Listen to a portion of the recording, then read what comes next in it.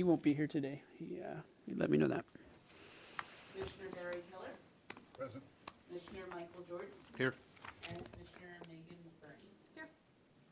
And Staff Liaison Joshua Agmark. Here. Thank you. All right, great. We'll move on to item number 3. Are there any changes to the agenda? Mr. Chair, there's no changes to the agenda. All right, perfect. Item number 4, public comment. Any public comments today? We did receive one public comment. They had to get going, but she wanted to, I will make copies and distribute them. Hazel Anderson had some comments on wanting to move forward with advanced metering infrastructure, Okay. which I think we've discussed, and I'm going to reach out to her and share with her the presentation I did to the Water Commission a few months back, where I think there's general consensus that we want to move forward, but financially it's just a challenge right now to find the money to do that. So hopefully we'll be successful in securing some grants and or a loan to do that in the future, but at this time I think we're focused on trying to get through this financial hardship right now. Okay, Mm-hmm. great. All right, consent items number 5. I'll just run through each one of them. If anybody has any comments, stop me and we'll talk about it. 5A, meeting minutes. 5B, the zero discharge water distribution system. Mr. Chairman, Question? I see that Ms. Taylor is not here, but it was not clear from the description how this actually works to clean the lines. I was able to determine that the term hyperoxide actually means hydrogen peroxide, so somehow we're introducing hydrogen peroxide into water at some point, but how that cleans the mains and where the water actually comes in and goes out was not clear. Mr. Chair, or Mr. Commissioner Keller, Ms. Taylor will be here to talk about what I believe is the CREA contract for improving pretreatment water at Laurel. This zero discharge has to do with the flushing of the distribution system, and that is a contract. About a year ago, we came to the Water Commission for a contract to flush, to have a private contractor come in and work with staff to flush the system. It was very successful. We really thought it did a huge benefit for water quality in at least the low zone where the contract was primarily working. And so this is now to purchase the equipment so city staff can now perform that same work. In the past, we've just opened up fire hydrants to flush the system. This actually takes water out of a fire hydrant, pumps it through filters, and then puts it back into another fire hydrant, and allows us to actually isolate and flush certain sections of the water distribution system. So that's what item 5B is. I think the item you're referring to is 6B, which Ms. Taylor will be here to talk about how that works. Actually, no, it was 5B. It wasn't clear to me when you take the water out and put it back in, how or what part of the main gets cleaned. Well, great. I'll be happy to answer that. So the way that this flushing works, typically when they set up, they're going to be pumping out of one fire hydrant and into an adjacent fire hydrant, and maybe 500 feet away. They have to put up piping for that. But what we'll be doing is that flushing can be pretty much done for a mile around, and so staff goes around and isolates, shuts down valves so that we can actually flush unidirectional flushing of certain parts of the system. And so they basically branch out and can do an area surrounding that location for about a mile out. It's a pretty powerful thing, and it's all about shutting certain valves off and isolating so that we can basically create like a circuit and flush that circuit. So it comes out of a hydrant into a truck, which filters it, and then it goes back into a different hydrant and it just circulates. Mm-hmm. So the pipe's clean. Mm-hmm. We have some demonstration video I'd be happy to send you after the presentation. It's a really fascinating process, very effective. Sure. I had a question on that item too. Just on that note, we had talked previously about being able to use this elsewhere. Like, have other agencies shown any interest in? Thank you for bringing that up. When I initially talked to some neighboring agencies, they did sound like they'd be interested in it. At this time, we kind of wanted to figure out how we know we can use it. We're at this time haven't quite figured out how frequently it would be in use and when it would be available. But once we get, I think, a good feel for it, I think we want to reach out to our neighbors and see if we can't leverage this piece of equipment and keep it busy, and potentially offset some of the cost of buying it. Makes sense to me. All right. Any other questions on that? Okay, 5C, the 3-year pre-qualified engineering firms. No? Okay, 5D, fog management. No? All right. Okay, do I have a Move to approve the consent items? second? Yeah, second. Okay, I got a first and a second. All in favor? Aye. Aye. Opposed? Okay, approves unanimously. Okay, we'll move on to item number 6A, the approval of rate notices for wastewater and solid waste. Ms. Arroyo. Good morning, Mr. Chair, members of the Commission. Lisa Arroyo, Wastewater System Manager. I'll be pleased to be presenting the fiscal year 2018 wastewater rates and revenue plan. In today's presentation, I'll be reviewing the goals and objectives of our 10-year financial plan. I'll be reviewing some of the updates we've made to the financial plan and reviewing it. Also, some of the proposed changes, and we'll conclude with questions and answers. If at any time you do have questions and answers, go ahead and feel free to interrupt me, and I'll be glad to address them on the spot if that's helpful.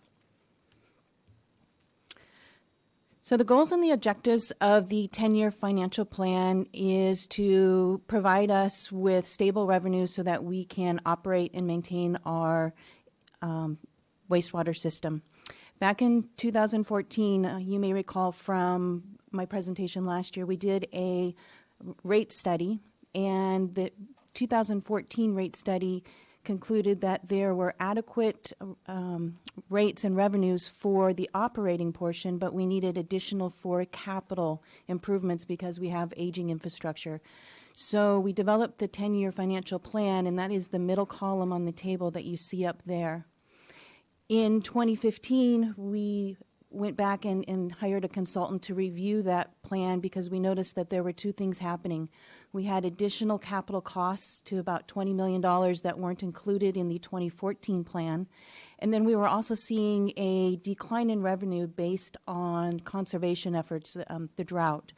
So at that time, we wrapped it up at about last year at about this time. We projected that in 2016, we would need to start diverging from our 10-year plan, and therefore in 2017, we had a 0.5% increase, which was this last year. We also at that time identified that we'd be needing 1% increases moving forward.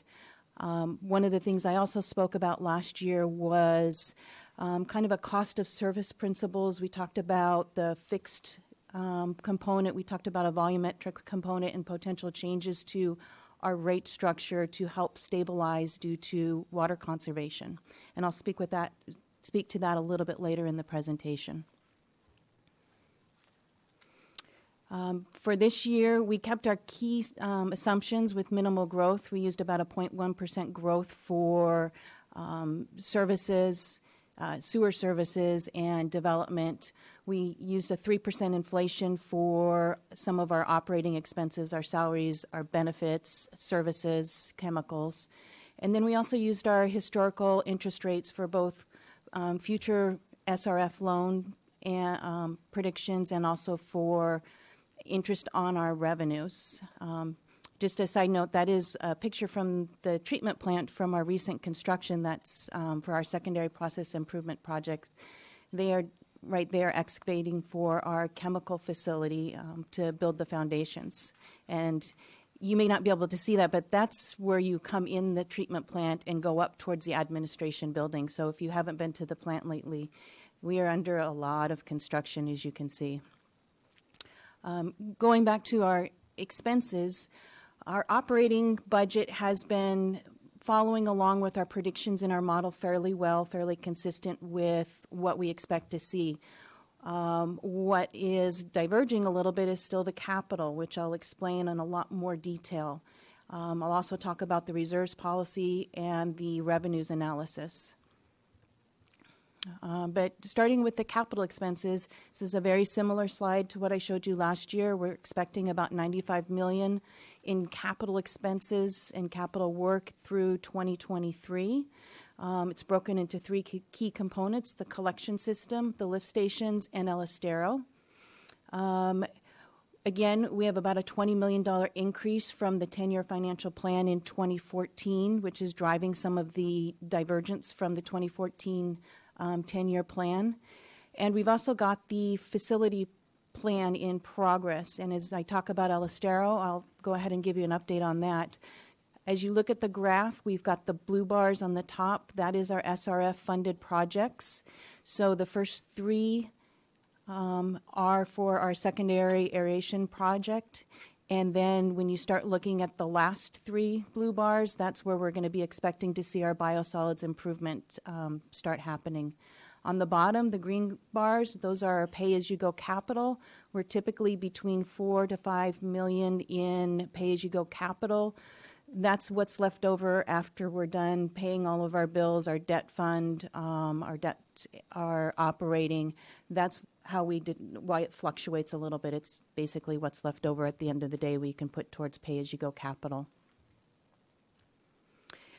In the collection system, we generally spend about $1.75 to $2 million a year on capital work. It's generally maintenance and repair. That's a picture of crews rehabilitating one of our sewer mains. We spend a lot of money on repair and rehabilitation to our sewer mains. We also typically fund any CCTV contract work from our capital work line item. We also do chemical root foaming, asset management, and we are currently in design for our State Street wet weather capacity improvement project. We're going to be requesting a one-time use of reserve funding to build that project in fiscal year 2018. We do have a small surplus in revenue or in reserves that we would be asking to use. Mr. Chairman, question in terms of wet weather flows, is this due to leakage of rainwater into the sanitary sewers? We do get a considerable amount of inflow and infiltration during wet weather events, and this is one place where we've got a capacity, just a localized capacity issue where we need to address so that water keeps flowing. I think we're starting to see a little bit of a decline in the I&I as we continue to rehab somewhere between up to 5 miles of pipe, repair and rehab of up to 5 miles per year. So we're going to start seeing that number drop as we address it, but we still have a considerable amount. For our lift stations, back in 2012, Brown and Caldwell produced a lift station and force main condition assessment report. We've been working through that with addressing the most critical issues first. Back in 2015, we installed a second force main at the La Colina lift station. In 2016, we installed a second main at the Braemar lift station. This year, and actually next month, I should be coming to you with a design contract for the Braemar lift station rehabilitation project. That's going to be about a $2.5 million project where we're going to upgrade Braemar. It is our most critical lift station. It pumps the most. It has the greatest capacity. It's adjacent to Arroyo Barrel Creek, which leads directly to the ocean. So we are going to be rehabilitating that lift station first. We'll also be looking at rehabilitating the very first force main for La Colina. When we put our second force main in 2015, the first force main is not even able to be put back into service because it's in such poor condition. So we'll be tackling that as well. And then on the horizon will be Villa Lucero. At El Estero, there's another picture from our secondary process improvement project. That's where they're doing work on Aeration Basin 6. They're almost complete with that aeration basin, and the project's coming along really well. One of the things I'll be doing is in the next couple months, coming in and giving you an update on the project. We're about a year into our little over 2-year project, so look for that in the future. With El Estero, we spend about $2.5 million every year on capital improvements. We do a lot of pump replacement, upgrading equipment, and we have our strategic plan, which is our long-range planning effort. This year, we started our facility master plan, And we have recently received from Brown and Caldwell a itemized list of projects based on likelihood and consequence of failure, identifying that the top 5 projects that we'll be wanting to implement are all electrical. Our electrical substations, they recently celebrated their 40th birthday back in December. They are aging, and those are the top priority for us in the near future to upgrade. All in all, the facility plan has identified about $25 million in projects that we'll need to be addressing in the next 10 or so years. In addition to those projects, which we're looking at how to fund, best way to fund, we'll also have our biosolids improvement project, which is about a $30 million project. We'll be looking for SRF funding to do that project. Again, I showed you this slide a little bit last year. This is our debt service repayment. The blue bars on the bottom, those are our operating fund. The purple bars in the middle, that's our debt service. And on the top, the red bars are our revenue requirements. So right now we have our bond funds. That's one of our debt components. We recently refinanced those this last year, and we're seeing about $150,000 to $200,000 reduction in debt payments at this point. So it was a really good thing that we did, was to refinance our bond funds. The next thing we have is our FOG and Headworks SRF loan, which we started paying on. So at this point, we're at about 1.7 on debt funding. In fiscal year 19, you'll see that purple bar jump up. We're going to be looking at it paying just shy of $4 million in debt fund. And then when biosolids comes online and we're starting to pay that loan back, we're estimating about $5.8 million in debt fund that we'll be paying every year. This is how our reserves look. The purple line is about policy level. 25% of our operating budget is set aside for reserves. 15 is going to be for disaster, and 10 is for contingency. And then we have another portion that is based on the capital fund target. It's about previous 3-year average of the CIP. And given the amount of work that we're doing, we're seeing that jump up a little bit with the $95 million that we'll be doing over the next 10 or so years. Yes. Ms. Arroyo, question on that. So if we're putting all this money into capital improvements, wouldn't that mean that we should need less in reserves because we're fixing things that shouldn't then break? That kind of seems counterintuitive, that since we're spending more, we then have to save more. Oh, this is a good one. Mr. Chair, Commissioner Burney, the council does have a policy of basically 25% of all of our operating costs needs to be stored, and it's not a fluctuating number. It's just kind of fixed, and it's been frustrating as we've been working with water. Obviously, the costs of water have been going up. We've been buying water, and with that, we've also been having to grow our reserve policy because of this requirement. And I've been struggling with it a long time. Why do we keep having to increase our reserves? And one of the things that I think is important to keep in mind is that when it comes to wastewater in particular or water assets, there are hundreds of millions of dollars worth of assets, and what we keep in reserves is actually pretty small compared to the full assets that we have out there. And so when you really back away and look at it, yes, it is increasing what we have in there, but it's still pretty small in comparison to the total number of assets should we need. And again, those assets, the reserves are broken down. There's a contingency. There is financial, downturns in the economy. There is a disaster reserve. So each one of those are broken up in that 25%. So when you really break it down, yes, it's increasing, but in the big picture, it's still a small portion of our overall exposure when it comes to capital should we have an emergency or an economic downturn. So I think in the end, I think even though it's growing, I still think it's appropriate for what size program we have. Can't you make the argument also that whatever any one of those categories costs today, that in 5 years it's going to cost more?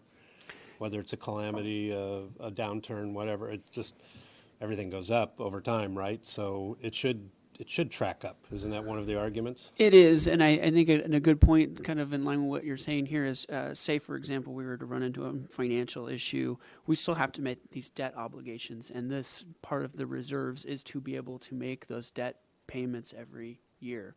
And so for that reason, we should be growing it to some extent to make sure that we have adequate coverage should we run into a situation.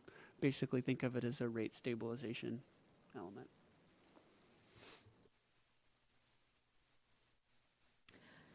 I showed a slide very similar to this last year, talking about how the sewer service charges break down.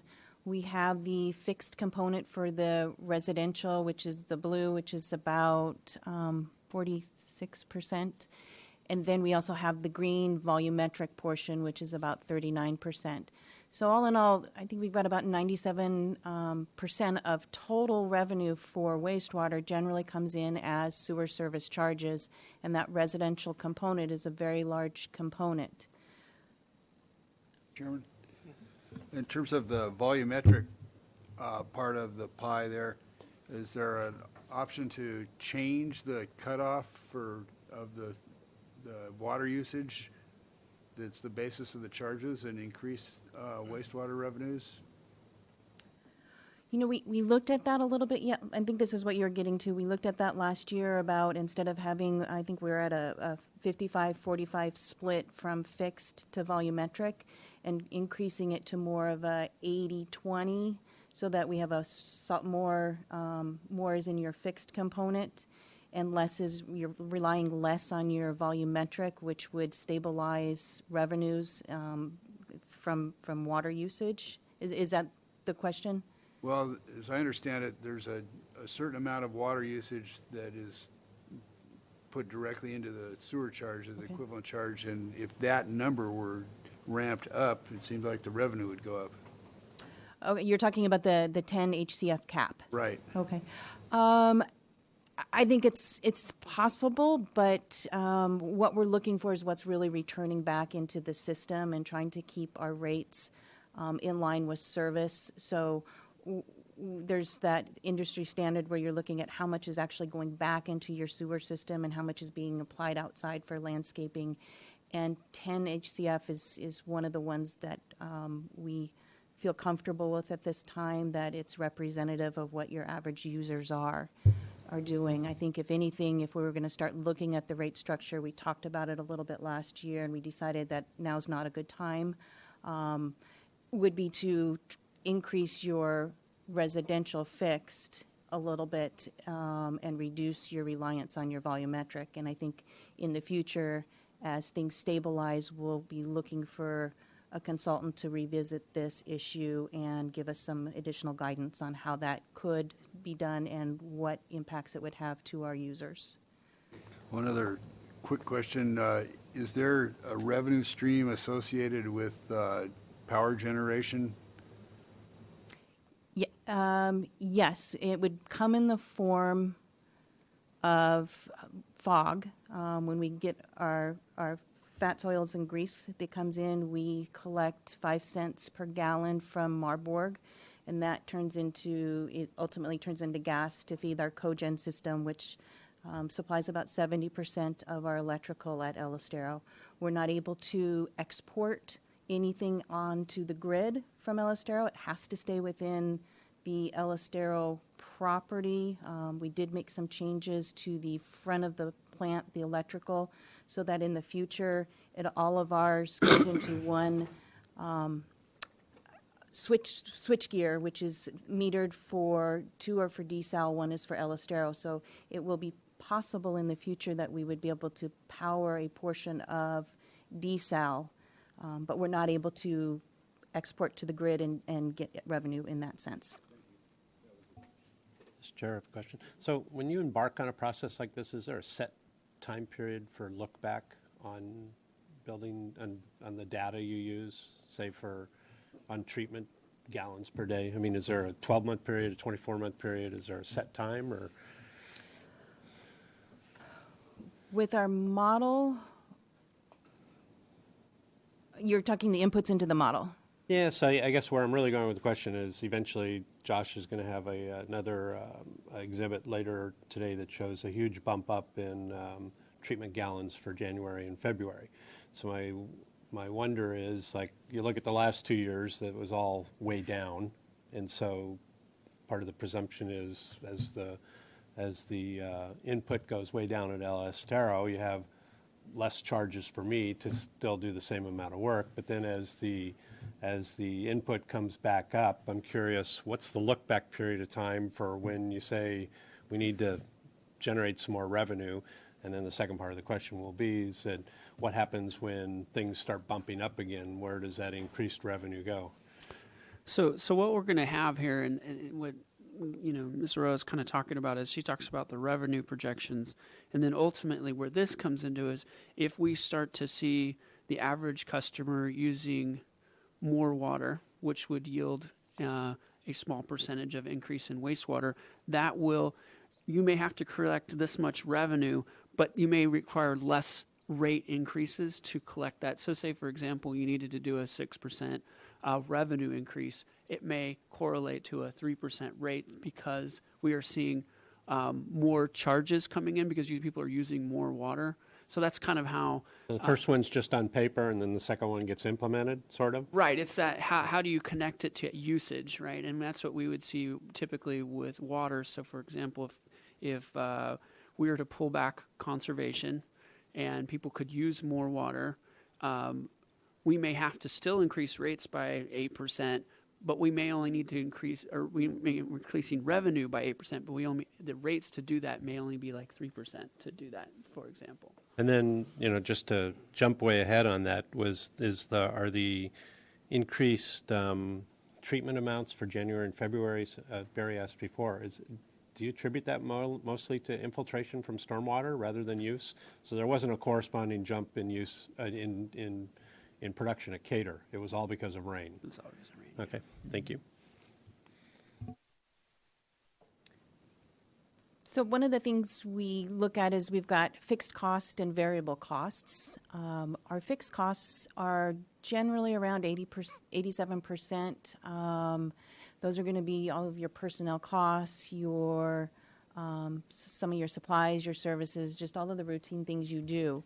Where your variable costs are going to be chemicals, your power, things of that nature.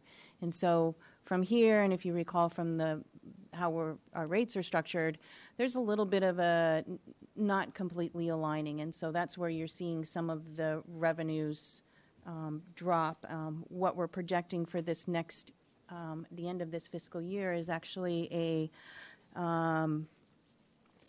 reduction in, we're going to be about 150 to 200,000 below our revenue projections for sewer service charges. So we're still not meeting what we are projecting, and we're attributing that to increased conservation. But at the end of the day, we will end up over on our revenues or we're projecting to, because we have a lot of sewer buy-ins that are not, we didn't project that to happen. A lot of development going around town, which is increasing that component of our revenues. Mr. Chairman, to jump back onto stormwater flows, does that make the water cleaner and therefore cheaper to treat, which might change the variable costs? Not significantly, because you've got a rain event that would be a day or so in comparison to your other 365 days. So here's what our rates look like. The blue, and these are for single-family residences. The blue bar is current. The green bar is proposed. So your moderate water user, capping at 6 HCF, is going to be about $2.13 more on their monthly bill. Your one that's at the 10 HCF is going to see about a $2.85 increase on their bill. This is a portion of the proposed flyer that will go out in the water bills for rate increases, and this is what your customers will see In addition to what we've traditionally done, we've also outlined the actual base charges so that if anyone wanted to calculate what my fixed component is going to and then calculate their water usage specifically, they will be able to do that, which we haven't done in the future. So you should have a revised flyer on your desk to look at. This is how we compare with our neighboring agencies. All of these are sanitation districts who collect on an annual basis. I took a look at their residential fee for the year, divided it by 12. Goleta is still at the bottom in the blue with a little over $35. The dark blue is city current. Green is city proposed. Orange is going to be Carpinteria Sanitation at a little over $51. And Montecito's at the top with $115. So just to recap, we are proposing a 6% rate increase for fiscal year 2018. That was brought to everyone's attention last year. And in addition, we're proposing at this point 6% through fiscal year 2022. It's basically to account for conservation efforts, additional capital funding, and to maintain our reserves. We're proposing to stay status quo on the rate structure, similar to what we did last year. And as far as fees go, we are proposing a 2% increase in fees, and we'll also be doing some cleanup language in our fee resolution to clarify a couple of charges with our pretreatment and industrial waste program. With that, I'd be happy to answer any questions.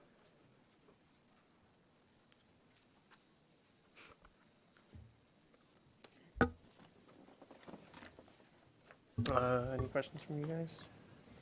All this makes sense to me. I think we're moving forward in a good manner.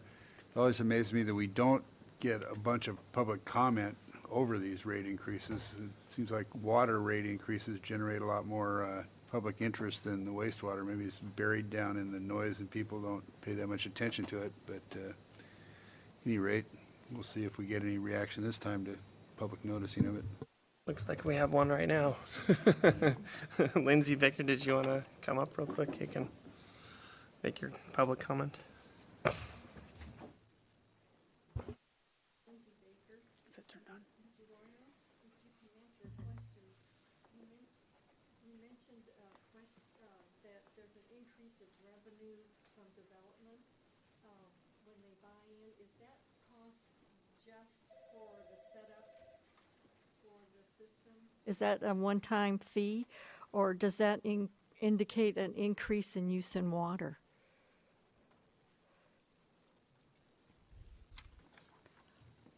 I would defer to Joshua Heckmark to speak about any increase in water. As far as the sewer service buy-in fees, it would be if you are developing a development, it's your cost to connect to and buy into the sewer system. Separately, we have water buy-in fees as well, and I would ask that Joshua speak to those if you were curious on those. But that is that one-time fee to buy in. The connection fee itself. Also, my understanding here is that it's your water use is connected to the amount you pay for your sewer use in volume. That's a portion of your Right. sewer bill, There's yes. a fixed amount and there's the volume amount. So if you have a vegetable garden, which I used to, that means that that water, even though it's not returned to the sewer system, is increasing my fees for the sewer, correct? As I would understand it? No. No, I did kind of answer this question. The city has capped its sewer. So if you use more than 10 HCF, we're assuming it's for outdoor watering. So we've kind of averaged all of our accounts and said, if water is under 10 HCF, we're assuming it's going into the sewer system. If you use over 10 HCF, we're assuming it's an outdoor water usage. So putting a cap on it. So for example, if you use 4 HCF, you're only being charged for that 4 HCF. But once you get up to 10, we assume any water usage over that is not going into the sewer system. So it kind of has a threshold, a cap. That's always been a personal question that I've wondered how that worked. But about the water usage itself for development. So the capacity issue, we are working on capacity fees for water and wastewater right now. We've been revisiting how those are structured. And so what the purpose of those are to basically for people to reimburse existing customers to join the system. That's the intent of the capacity fee. And there's a wastewater component. And so if you have a new customer coming in, they are in their way buying their share of the existing infrastructure. And that's the intent of the capacity fee or buy-in fees. Sometimes it's referred to as a buy-in fee, but it's really a capacity in the system. Thank you. There is a simpler answer to your question, though, and it is yes, because for a household of 6 plus 2 vegetable gardens, I used to do about 12 HCFs until I became an ogre, and we've ran it down to 6. So I can't imagine you being over 10. So whatever you are putting into your garden does actually count. You are paying part of that as if it was going down into the treatment system. Okay, any other questions on this topic? Okay, we're looking for a recommendation that the Finance Committee review and approve this. I'll move recommendation. Second. All in favor? Aye. Okay, Thank you. passed unanimously. Okay, great. We'll move on to item number 6B. Lease agreement for pre-treatment equipment for Cater. Ms. Taylor is going to present. Good morning, I'm Kathy Taylor, the Water System Manager, and I have a council agenda report here. It's for a pre-treatment equipment for the Cater Water Treatment Plant.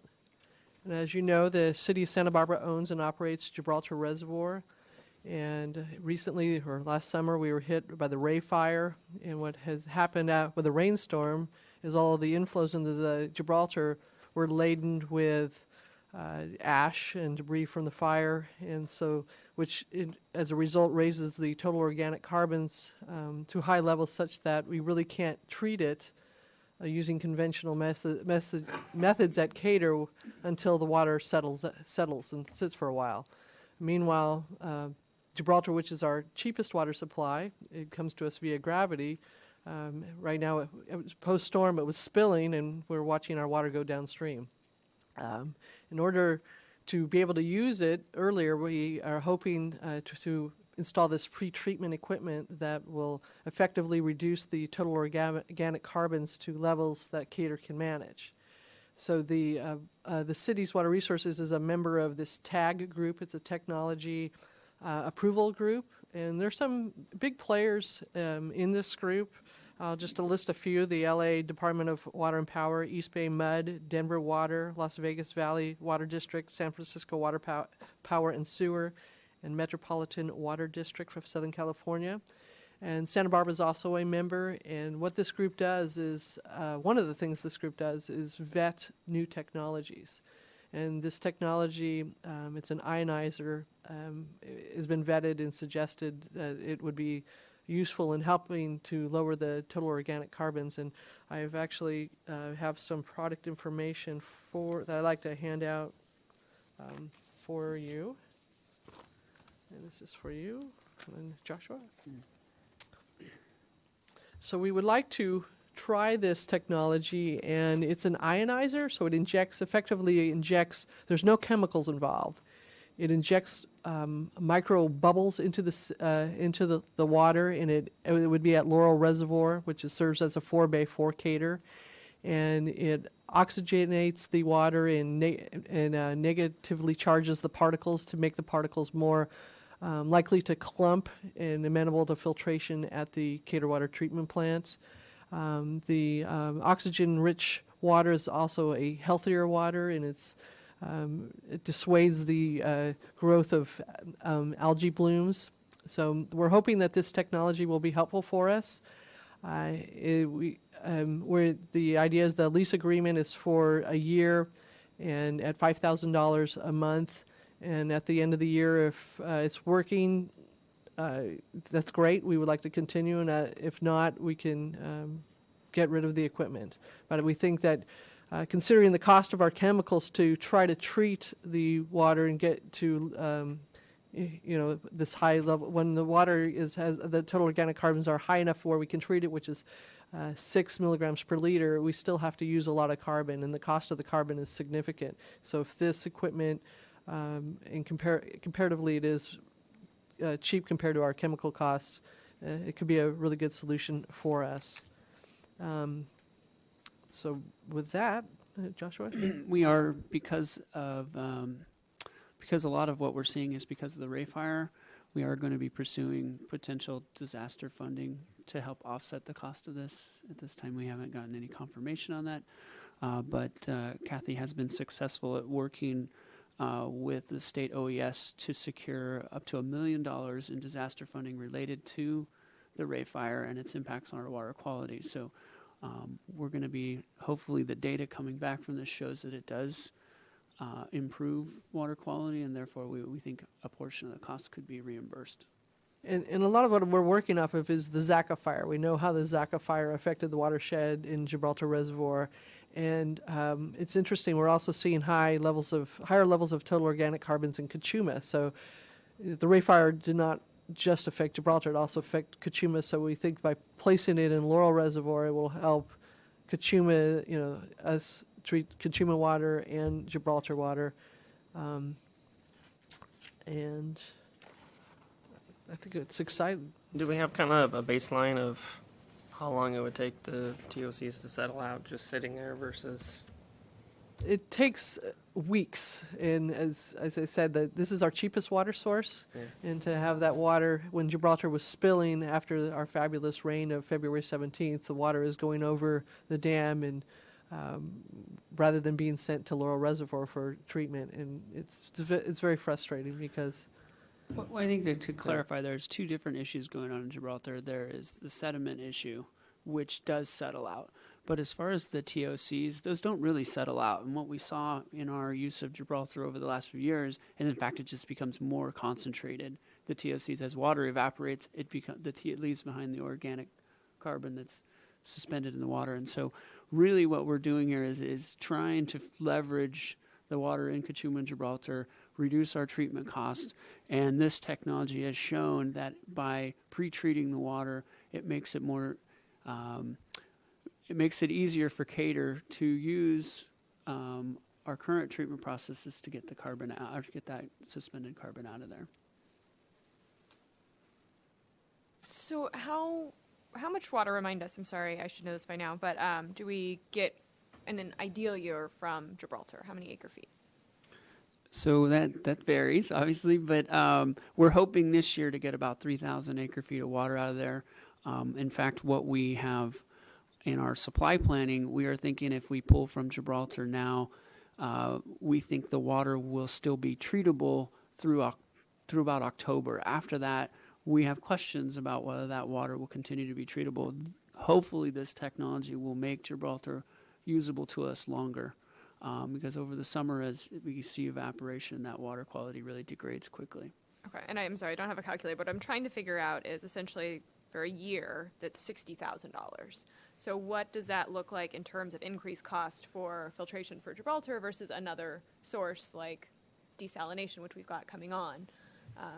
Hopefully we should hear this month. I'm hoping. I'm just trying to get my head wrapped around how much water we're actually going to get with this and what it does to the cost of Gibraltar water. Well, that's going to be exactly what we're looking at, but this is pennies on the dollar to make Gibraltar water more usable. When we think about the millions that we spend to typically treat water, on the order of typically about $300 an acre foot for water that is treated at Cater. So if you were to think disregard Kachuma water, if it's just Gibraltar water at 3,000 acre feet for $60,000, what does that end up being? $200. And this is also hopefully going to offset our chemical costs because the $60,000 is approximately 2 loads of carbon delivered to Cater. I don't know how long that lasts us, but it's pennies on the dollar, I guess, in comparison. We spend a significant amount of money on our carbon. And what if it doesn't rain for the next 5 years after? What if we don't get any more rain this year and it doesn't rain again? this, now we've got the system that we're not really using though, even if it's not super Sounds like expensive. we only have to keep it for a year though, right? Yes. We're still working on the lease agreement, and I must add that this is not going on March 28th. It's going on April 11th. But you brought up a really good point, Commissioner Bernie. It's like next week we're anticipating rain, and with the rain, everything gets resuspended, and we're back to, we go back to having water quality problems. And we are hoping for more rain, and it keeps coming. But then, with the rain, we still have water quality problems at Gibraltar and Kachuma as well. Okay, thank you.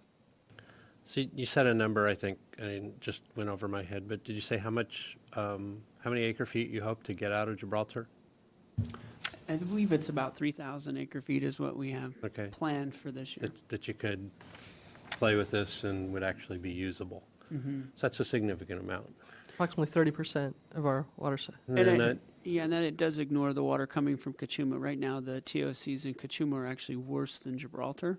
And so water that, whether it's state water or Kachuma water, that water, which I'm not familiar with how much we're bringing in from there, but that will also benefit, in theory, from this. And, in theory, Montecito and Carpinteria are also benefiting from this piece of equipment as well. So it's kind of has Our neighbors in Goleta, they're very interested in this technology, and they see a use for it. They want to see how it performs for Santa Barbara for possible use at their. That's a nice relationship. Let us do it, right? And then I have all kinds of friends who have wild theories on what to do with Gibraltar, but since it is still our cheapest source of water, and it looks like it's full and might get some more. I mean, and have we investigated and discounted every possible manner to get back to increasing the capacity of that reservoir? I mean, there's just literally we're to the end of nowhere to reduce the sediment in there down at the bottom and restore that to a viable source. We certainly can bring this back for more discussion, but part of this, when we looked at this a few years back, it was about $100 million to take out the 2,000 acre feet of sediment that we got from the Zaca fire, just the Zaca fire alone, to reestablish that, which didn't seem to be cost effective and that was just the removal and trucking costs. That didn't include the disposal and permitting. And I think we also have to keep in mind that at some point here, we're going to have the pass-through agreement in place. So as the capacity of Gibraltar decreases, we gain that capacity in Kachuma. And so for the city, it's not, doesn't make us entirely whole, but it helps to mitigate some of those losses. But I think a long-term sediment management plan is something that I know has been, when Kelly was initially hired, that was something she was going to be working on. But this is a problem that obviously we've known since probably the turn of the 1900s, and what our debris dams in the backcountry were intended to try and address. But it's inevitably, once Gibraltar has kind of reached its kind of capacity, then the full sediment will now be passed on to Kachuma, and Kachuma is going to start filling with sediment a lot faster than it has been. But that, of course, is only a benefit to us if water goes into Kachuma, right? Yeah, and then is removing it and trucking it like the only real strategy? There's no I have friends who say, oh, just stick a spigot in there and suck the sediment out and put it around the mountainsides or something. I mean, are there other methods that are less conventional that haven't been pursued? Or We did explore that for many years. I think in the 90s, we had a barge up there and we're pumping sediment and a slurry basically up into a canyon. But the amount of sediment that you really could move was not really effective. And because we don't have the vegetation to hold on to it, it quickly makes its way back down into the lake. So really you need to pass it over the dam, and the way to pass it over the dam is you need lots of water, because you can't, the downstream water quality issues with passing sediment over. So you really need to have large volumes of water, and we obviously just don't get that on a regular occurrence. I hang out with a lot of Monday morning quarterbacks, right? Just thanks. Okay. Well, I'm in favor of this technology. I think it'd be good, and I think it probably will have significant offset in costs for treatment. So I'll be curious to see how it actually plays out in the end, to see what those cost savings are. So, all Anybody have any other questions or comments? As Mr. Hagmark has noted, the suspended material that shows up as turbidity will settle out if the water's just left sitting for a while. The description here refers to this process enhancing particulate coagulation. So presumably the TOC is somehow involved with particulates and not dissolved.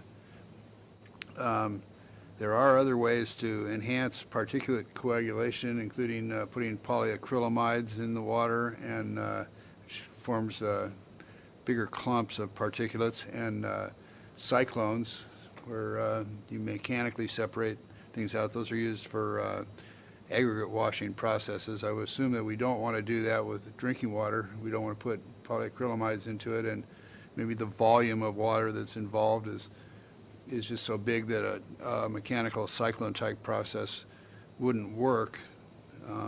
Is there any comment regarding those other types of technologies that can be used to remove material from water? Well, at the Cater Water Treatment Plant, they do add polymers to help with flocculation. Right. But this, again, has been inferior to really meet it. We have to let the TOC reduce to about 6 milligrams per liter before we can. As for your technologies, the beauty of this technology is it's that it was well vetted by the TAG group, and it does not add any chemicals to the water. That's why it's relatively affordable at $60,000 a year.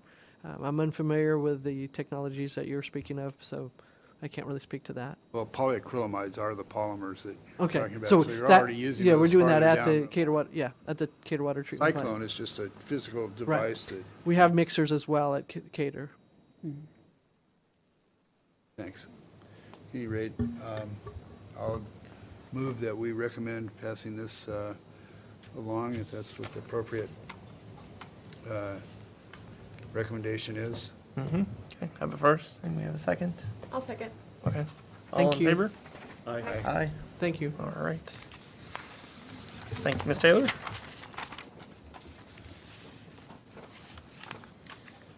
Okay, we are moving on to item 6C, revisions to the template for recycled water.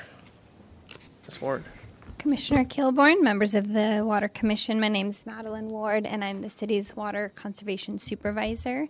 In the last Water Commission meeting, Ms. Bjork and Mr. Ferguson discussed the role of recycled water in the city's water supply, and today I'm here to talk about the specific user agreements that we have with each recycled water customer. At the January Water Commission meeting, there were requests from the Commission for some slight modifications to the agreements moving forward, and staff has incorporated those changes. Let's see.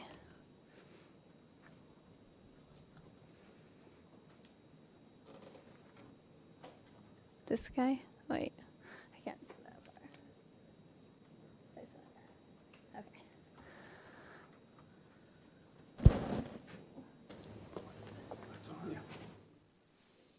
My LASIK is failing me. Okay. Oops. Recycled water serves an important role in the diversity of the city's water supplies. It's used at over 50 sites throughout the city for irrigation, as well as toilet flushing, dust control, and water features. Every gallon of recycled water used is a gallon of potable saved. As some background for the user agreements, they are required by the state. It's in the California State Water Code that user agreements need to be between retail water suppliers and their customers. The agreement outlines the responsibilities of the user and the city in regards to delivery, area of use, the on-site facility modifications, and ongoing operations, as well as termination. The process starts with the user submitting information to staff to create the user agreement tailored to their site. The signatures are collected and notarized. This third bullet point is a new component where we'll be coming to Water Commission on consent for recommendation to council to approve these agreements. It will go to council for introduction of ordinance, and then again for adoption of ordinance, and it's recorded at the county after 30 days. In the next few slides, I will highlight the recent changes that we have made. The most recent changes are in your packet as strike through and underlined text, and I'm just going to highlight some of the most recent ones. So in terms of changes to the term, this particular change was made about a year ago so that all new agreements moving forward would terminate at the same point, which is December 31st, 2034, rather than having rolling expirations, which were generally 20 years after date of the adoption. And as presented in the last Water Commission meeting from Mr. Hagmark, there may be potential opportunities for potable reuse in the long term. So we wanted to be flexible in the event that that becomes a water supply for us, and terminating in the same year would make that an easier transition. In response to the tertiary treatment plant optimization that's currently underway, users would need a notice to proceed issued by the Public Works Director before the final step of converting the potable system to recycled would take place. The intent of this notice to proceed is to allow users and the city to lay the groundwork of the user agreements and the ongoing site conversion to still occur, and then just that last connection of actually switching from the potable system to the recycled would happen after the Public Works Director has determined there's sufficient recycled water that's being produced for existing recycled water customers before connecting any new recycled water customers. Delivery of recycled water may not be possible at certain times for reasons beyond the control of the city, such as a malfunction of the treatment or distribution system. If interruption occurs during a normal water year, for example, when we're not in a water shortage condition, replacement water would be provided after 48 hours. However, if that same interruption occurs during a city-declared water shortage condition, the replacement water is provided after 7 days.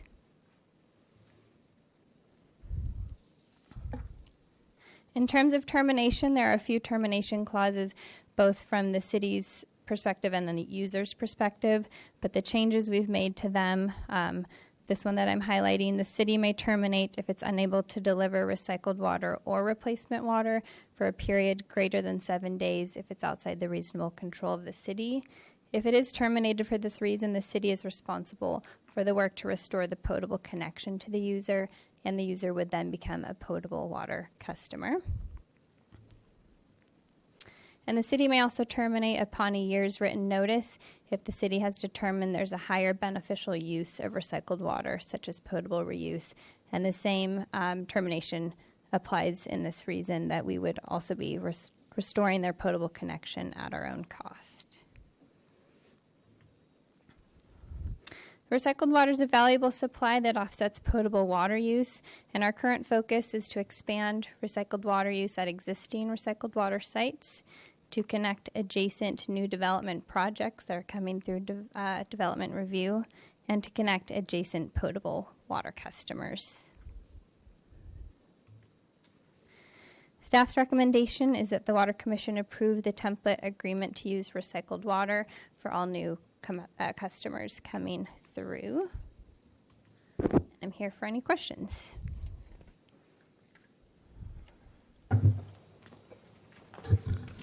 In terms of these clauses about termination during various circumstances, I don't, as far as I know, do not have equivalent clauses for potable water, sort of guaranteeing that or making arrangements for terminating it if something happens. So this is something Just specific to the recycled water customers. Thanks. Okay. Any other questions, comments? I just wanted to thank staff. I know I was the one that kind of pushed this, and really appreciate the revisions you made. And I think these are ones that everybody can be happy with and give us some flexibility going forward. So just wanted to say thank you very much for doing this. Thank you. Yeah, and it seems like it addressed all the issues we brought up last time. So, just so for my own education, what it requires from a user is basically they have to lay all new infrastructure on their end to deliver this product and keep their old infrastructure there in case the terms change. Is that what ends up happening? So for existing potable customers, generally the state guidelines have become easier over the years. So they just need to have proper labeling so that anyone who's working on the irrigation system understands that it's recycled water. So signage, purple nozzles, purple valve boxes, it's generally small changes. However, they do need to make sure they have an efficient system. So if we have an existing potable customer that has a broken irrigation system, we will not connect them to recycled water until they make those repairs. Don't existing customers, isn't the water that's going through their irrigation system the same supply that's going through their potable system? It's all one pipe, set of piping, right? Right, for the ones that are existing recycled. So they have to lay new piping for Well, we just recycled put in irrigation. a separate recycled water meter to connect to their irrigation system. So it depends on where their current potable irrigation meter They is. can block that off, then? Is that what, so sometimes it works well, sometimes it doesn't? Sometimes it's more challenging. Okay, Yeah. so it's a pretty, so for somebody to be willing to take part in this, it could be really it's a big burden on their part. It depends on the site, but for some site characteristics, it is quite a bit of on-site work and investment in irrigation systems Thanks. and proper labeling. Mm-hmm. Okay, I need a recommendation to, I'll move Approve the- recommendation for approval. Second? all right, all in favor? Aye. Aye. All right. Passes unanimously. Okay, along those same lines, we'll move on to item 6D, the agreements to use recycled water at the First Baptist Church and Stone Creek. Ms. Ward? Members of the commission, it's me again, and I would like to call your attention to the fact that we have two existing potable water customers, the First Baptist Church of Santa Barbara and the Stone Creek Owners Association, who are adjacent to the recycled water main, and we would like to work with them to connect them to the recycled water system to offset their existing potable irrigation requirements. So we have two agreements drafted in this new template that we just reviewed as the previous item, and we're wanting to send those out for signatures and notary and going to city council. So these two sites, we've been discussing with them for many years to connect, and they do have some site challenges, but we're working with them to make it as easy as possible. Backflows required on all of these valves, and especially with the Stone Creek Owners Association, as you may be familiar, it's multi-residential units, so they require a lot of additional backflow compared to the First Baptist Church, which just requires one backflow. So it's taken a long time. We've been working with them for a long time on the different site requirements that they may need to encounter, but they're both on board and wanting to convert to recycled water. So the staff's recommendation is that Water recommends that council adopt the ordinance approving the agreements for both Stone Creek and First Baptist, and these will be going, I believe, on March or April 11th to council for introduction. Mr. Chairman, the Stone Creek, I'm not familiar with the facility, but it sounds like from the description, it must be pretty close to the Val Verde well, which water has been put directly into the recycled system in the past. Last year, we were using it quite a bit, so is there a possibility to just give Stone Creek Val Verde well water directly? They're not actually all that close. And yeah, to pipe it over there, I don't know that would be conducive. Right now we have Val Verde shut down because we have adequate recycled water, and the Val Verde well has very limited water available there, so we wanted to save that for any peaking needs that we might have in the summer months. But yeah. Thank you. I'll move recommendation. Okay, first and a second, all in favor? Aye. All right, passes unanimously also. Okay, thank you, Ms. Ward. Thank you. All right, we'll move on to item 6E, water supply update. Joshua Hagemark, you're up. Finally, I'm handing the torch off on this one. They're going to be getting into the water supply discussion here, and we have our esteemed water supply manager here to walk you through it. Good morning, Chair Kilborn, Water Commissioners. My name's Kelly Dyer. I'm the Water Supply Manager, and I'm here to give an overview of our water supply situation. As you know, we've had recent rains, so I wanted to take some time to talk about how those have affected our strategy going forward. So first I'll give an overview of the current drought status, then discuss the supply strategy, and then discuss extraordinary conservation. So just to recap, we've been in a drought since 2012. We've experienced the 5 driest consecutive years on record. And even with the recent rains, it's important to remember that we are still in a drought. And just looking back at where we've been, in February of 2014 was when the drought started becoming serious, and we declared a stage 1 drought condition and asked for voluntary 20% extraordinary conservation. Shortly after, in the spring of 2014, we made that 20% conservation target mandatory. A year later, a stage 3 drought emergency was declared, and we increased the conservation target to 25%. A year later after that, we then increased the conservation target to 35%.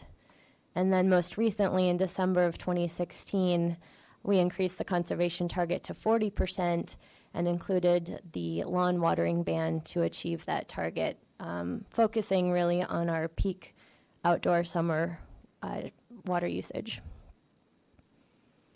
This is a chart of our rainfall at Gibraltar, and you can see here's the last 5 years that we've had well below average rainfall. And here we are in 2017. We're just above average rainfall, and this little part of the bar that has hatch marks is from that February 17th very large storm event that we had. So we had almost 10 inches just in one storm event, and but for that storm, we'd still be under below average rainfall. So that was one storm event. I don't know that what will follow. I do know we have more rains coming next week, but I have not heard the projections on how many inches we'll receive from that storm yet. So has the rain helped? Yes, it has, but we're still in a drought. And so this chart on the left shows where we were at the beginning of the water year, which was an exceptional drought. And then as rains started occurring in Northern California, it really narrowed into our area. That was the only area in the state that remained in an exceptional drought. And then with our rains in February, that was changed to a severe drought. I have heard that that NOAA has changed the drought monitor for our area to say moderate in their March map. I did put a call into them because I'm not clear on why they would have changed it from severe to moderate, and their explanation on their website was related to groundwater basins. And I would like to confirm with them because as far as I'm concerned, we're still in a drought, and some of the terminology that they use can be confusing. So it's important just to know we're still in a drought. The rains have helped to fill our reservoirs, but Cachuma is only partially full, and we only expect a partial allocation. And our groundwater basins take a long time to recover, so it's not going to be one rain event to recover our groundwater basins. It's going to take several years. This is a chart of Cachuma water storage. So here we were back in 2014 when we declared stage 1. And then you can see at this point, Cachuma is right about at the same volume. Now the makeup of what's in the lake is different. We have state water in storage now. So our allocations are going to be different this time around than they were last time around. But you can see we're just about where we were when we started the journey that we've been on the last few years with the drought. And just a comparison of each of our water sources, 2014 to current. Back in 2014, we had a full allocation from Kachuma. We didn't necessarily use all of that water, but we had a full allocation. Currently, we're anticipating that the Kachuma allocation is going to be a partial allocation. This estimate assumes about a 40% allocation, but we have not heard a final report on that. We expect April 1st, the Bureau will issue the allocation for Kachuma for this year. In 2014, we had carryover. That was water that was saved from previous years and built up and stored in Kachuma. Currently, we do not have any carryover from previous years at Kachuma. Gibraltar was pretty low in 2014. It was pretty much empty. And now we have a full Gibraltar, although we don't anticipate we can use all of that water. So while we're maximizing deliveries as much as we can, it is a function of what the water quality is in Gibraltar. So we expect we can use about 3,000 acre feet through September. Our state water allocation in 2014 was 5%. That's when the whole state was in a massive drought. This year is a different story, and we've had spilling of reservoirs all across Northern California. So our state allocation is 60% at this point and could go up. In terms of water stored in the state water system, we have a little bit more water that's accessible to us in storage in the state water system. And if you add up all the numbers, it's relatively the same. It's slightly less in 2017 compared to 2014, with the exception of the groundwater basin. So back in 2014, we had pretty much a full groundwater basin. Our downtown basin was completely full, and Foothill was in good shape as well. But now we're approaching historic lows and have only about 30% of the estimated yield remaining from those basins. That estimated yield is based on modeling by USGS. They have a detailed numerical groundwater model that's used for planning purposes. And we also have an extensive monitoring program of water levels and water quality that's used to feed into that model and calibrate it. Question regarding the state water storage, is that in Oroville or in San Luis? Chair Kilborn, Commissioner Keller, that would be in San Luis Reservoir. Those numbers reflect San Luis. We also have some water that's in 2014 we had some water in Dudley Ridge, but it wasn't accessible to us, so I didn't include it in these numbers.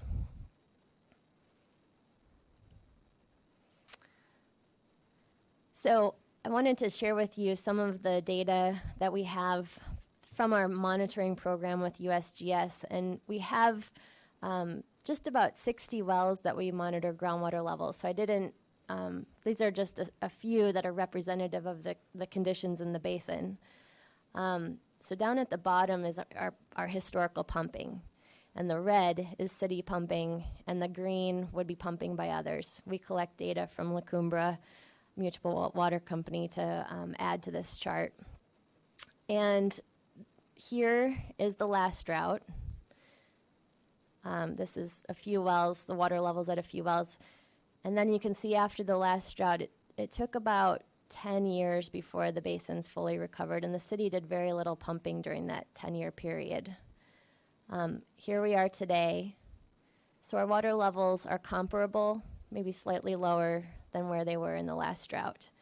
But we still anticipate that we could produce another 30% of the remaining yield from the basin available to the city.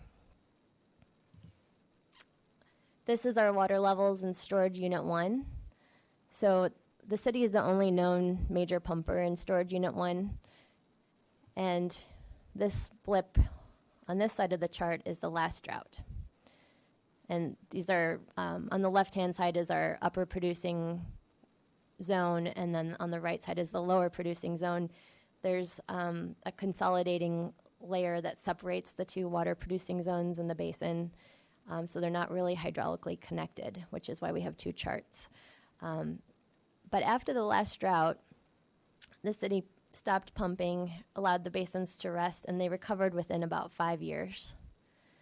And so here we are today, and we're not quite where we were in the last drought, but we're starting to approach it. One of the main concerns with Storage Unit 1 is seawater intrusion. And we have a network of monitoring wells to measure chlorides in the basin. And I'm going to go through a few of them at different locations. Here's the 101. And what we're looking at right now are the monitoring wells right at the coast. And so we would expect some level of seawater intrusion at these wells since they are located so close to the coastline. And on the right, this is the chloride concentrations in the last drought, so there was definitely some seawater intrusion. And then it started to drop off over the years, and now here we are again where the seawater intrusion has started to increase. This next well is our indicator well, where once we start to see chlorides increasing at this well, we increase our sampling program. We'll take more frequent samples, and we'll also add the number of wells we're sampling for chlorides. So here, this was the last drought, the chloride levels. And then just before we went into the current drought, the chloride concentrations had just about gone away, and now here we are again with some increases in chlorides. And then finally, this is our well that's over by the 101, and this is an area where we really don't, this is our buffer line where once we start to see chlorides at this point, we'd consider shutting down our wells because we don't want it getting any closer to where our production wells are. And I should have been discussing the scale on these charts, but this is less than 50 milligrams per liter. If I can, my eyes aren't very good. I guess it says 80 milligrams per liter. So, and there haven't been any real substantial changes at this well. So at this point, we don't see that seawater intrusion is occurring that far into the basin.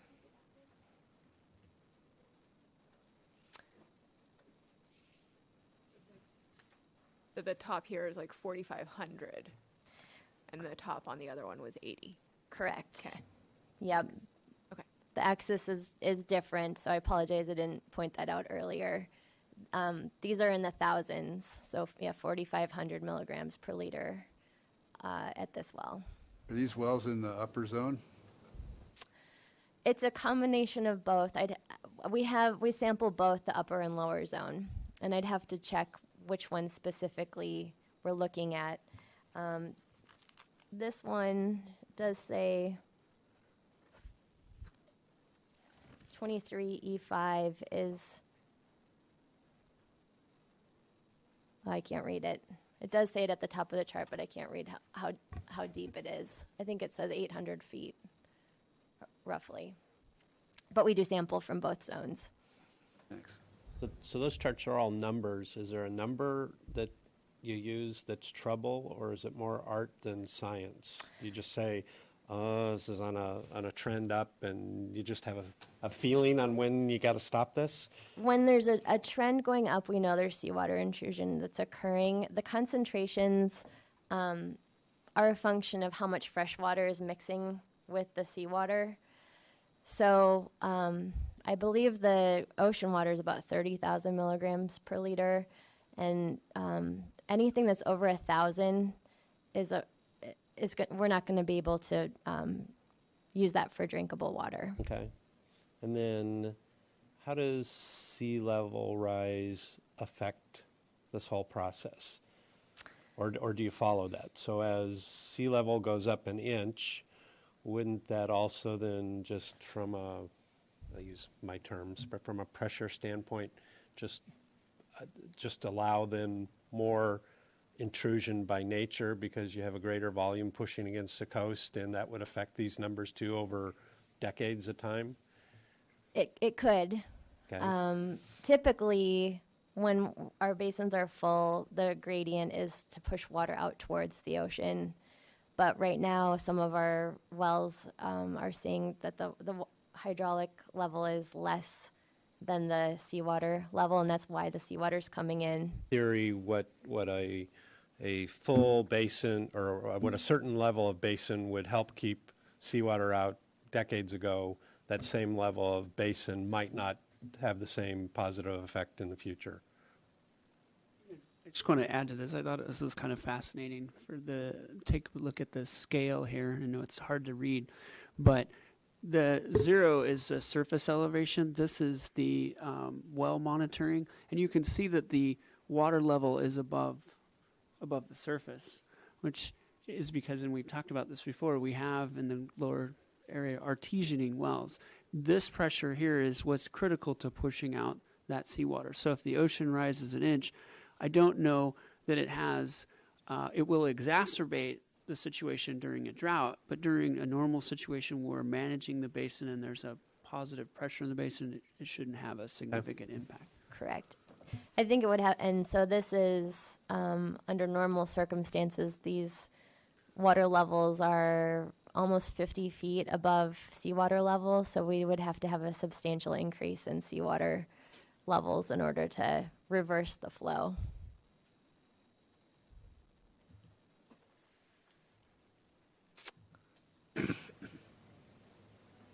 Okay, and so something else that's different than 2014 is now we have desal coming online. It's another local supply of drinking water. Previously, groundwater was our only truly local water source where if something happened with our tunnels that would interrupt our surface water deliveries, groundwater was our only local drinking source. Now we also have desal online. It's one important part of a diverse water supply portfolio, and in our long-term water supply plan, the policy was to use it as a drought water supply. We will be reconsidering the long-term role of desal when the drought emergency ends and when the drought impacts end, so when our groundwater supplies recover, as we do expect the impacts of this drought to last quite a few years, and desal will have a role in helping to recover from those impacts. So our desalination project was first approved for construction in July of 2015, and construction has been completed in less than 2 years. All major construction is now complete, and we are now in the testing phase. So that's a major milestone in that we're now in the testing phase and hope to bring it online in the coming months. So just as in summary, the drought is not over for us. Kachuma is at 2014 levels when the drought first became serious, and we are going to continue to plan as though the next couple of years are dry. We don't know if this current rainy year will be followed by a dry spell, so we want to plan for that case in case that is the way it goes. And again, the drought impacts last for several years. It'll take 5 to 10 years for our groundwater basins to fully recover. So now into our supply strategy.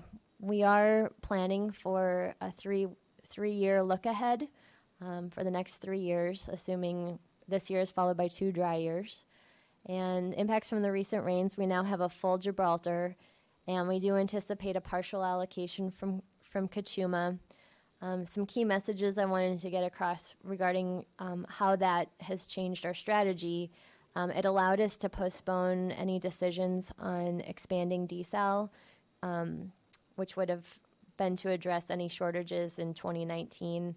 We've now been able to fill that gap. And it also has allowed us to rest our groundwater basin. So at this point, all of the wells in the Foothill Basin have been shut down, and we have turned down Ortega Groundwater Treatment Plant and Storage Unit 1 as far as it can go, and are working to prepare it for shutdown for an extended period. We will continue with producing desal at the 3125 acre feet per year, and we will need to continue with some level of extraordinary conservation. This is our current proposed water supply strategy. And so starting from the bottom, the purple is our recycled water, and we're currently in year 2017, which is third from the right. The dark blue bar is Kachuma, and we had used some of our Kachuma water at the beginning of the water year, which started in October. We had 3 months of Kachuma water before it was totally exhausted by December, so that's what's reflected here. We're now shifting to use our Gibraltar water and try to maximize that supply. This yellow bar is our groundwater that we've already produced in the basin, but now we'll be shutting that down. And then orange is our imported water, and green is desal. So looking ahead to next year, we expect that all of the Gibraltar water will be used by the end of this water year, and any Kachuma allocations that we receive for this year, we're going to hold on to and plan to use for next year's water supply. You can see we are not planning to operate our groundwater wells next year. We will be letting the basins rest, and we'll have desal at full production.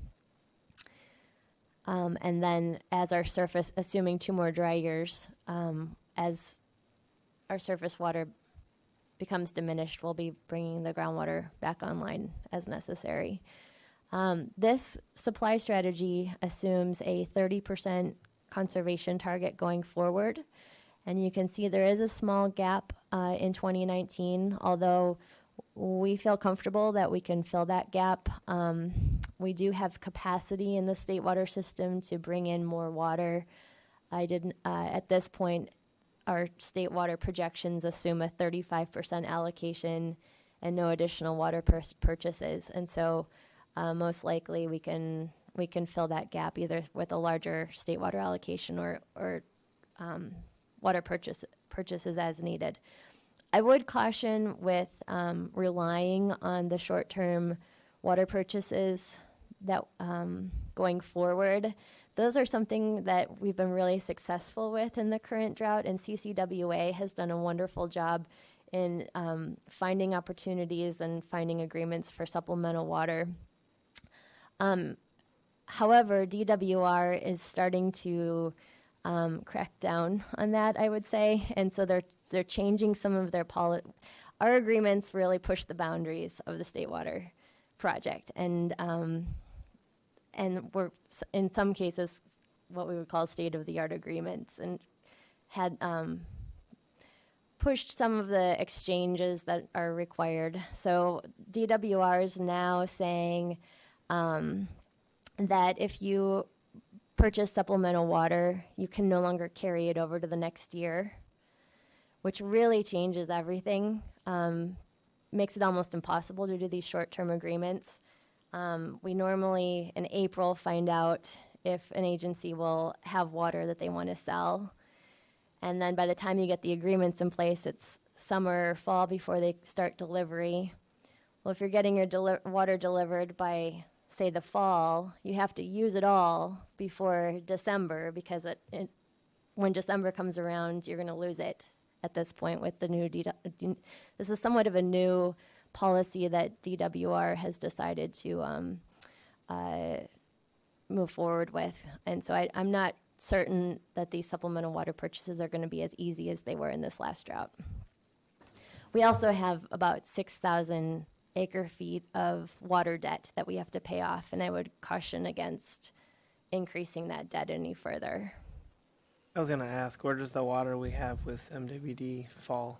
Would that be used to offset our water debt, or does it fall into this chart somewhere? That's a good question, Chair Kilburn. We have water with Metropolitan that we'll have to take delivery of this year, so that's going to be delivered to Kachuma before December. Because we're taking that water, we can offset and not use our Table A normal state water allocation. And so we're going to be looking to use our Table A allocation to pay back some of our water debt later this year. So it will all depend on whether there's capacity in the system. Since there's so much water flowing, a lot of agencies don't have capacity to take the water back from us.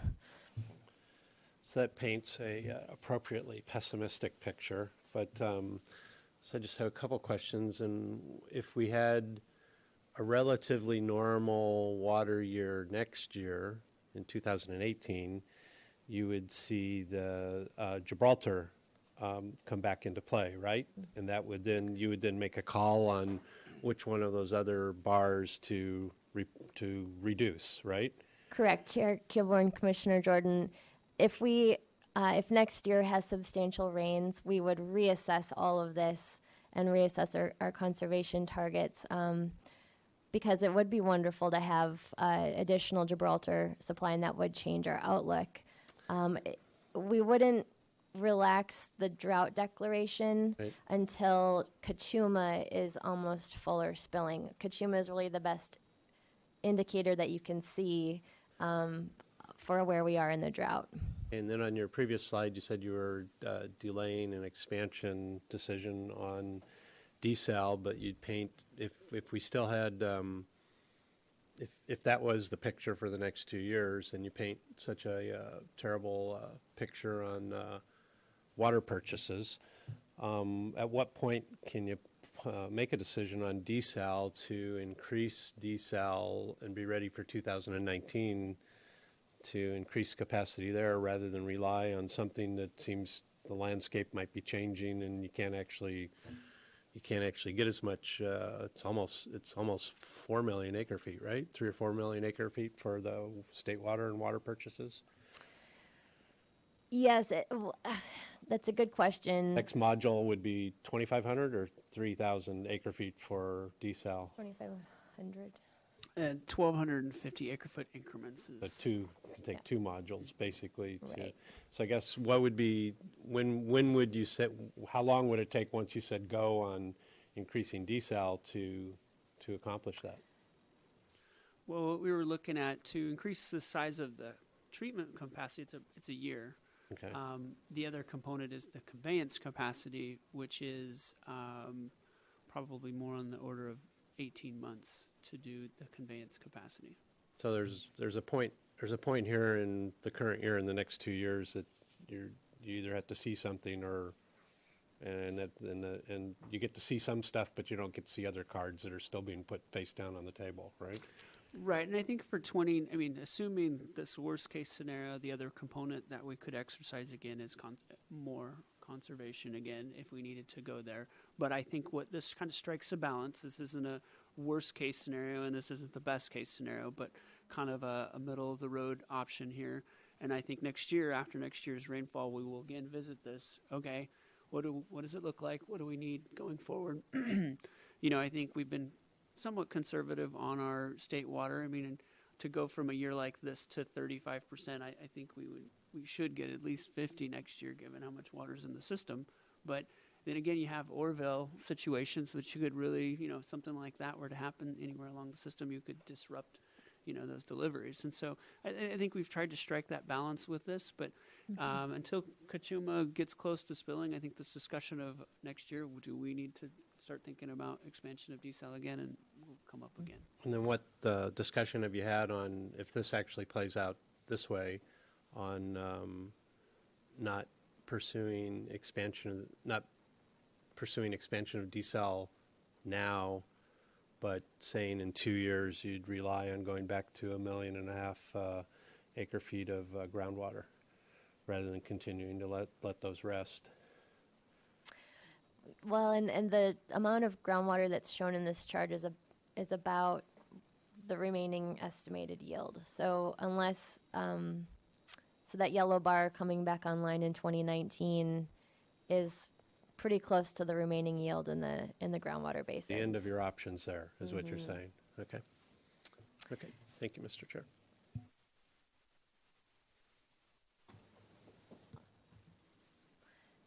Okay, so conservation, as mentioned, our current conservation target is 40%, extraordinary conservation. That was put in place in December and was intended to address our projected summer of 2017 water shortages during our peak demand periods. And part of that was to adopt a lawn watering ban, which was a preventative measure in case the rains were not sufficient. The recent rains have alleviated those peaking issues, but we are still in a drought. And so our recommendation is to revise the conservation target from 40% to 30%. 30%, you will recall in 2014 where we were at 25%, so it's just a little bit higher target than when we were in 2014, considering the status of our groundwater basins. And our summer peaking issue has ceased, and 30% we believe is sufficient based on our 3-year projections of water supply. So our current water use regulations that we have in place for the drought, I'm just going to go through these briefly, where watering is limited to evening and early morning hours.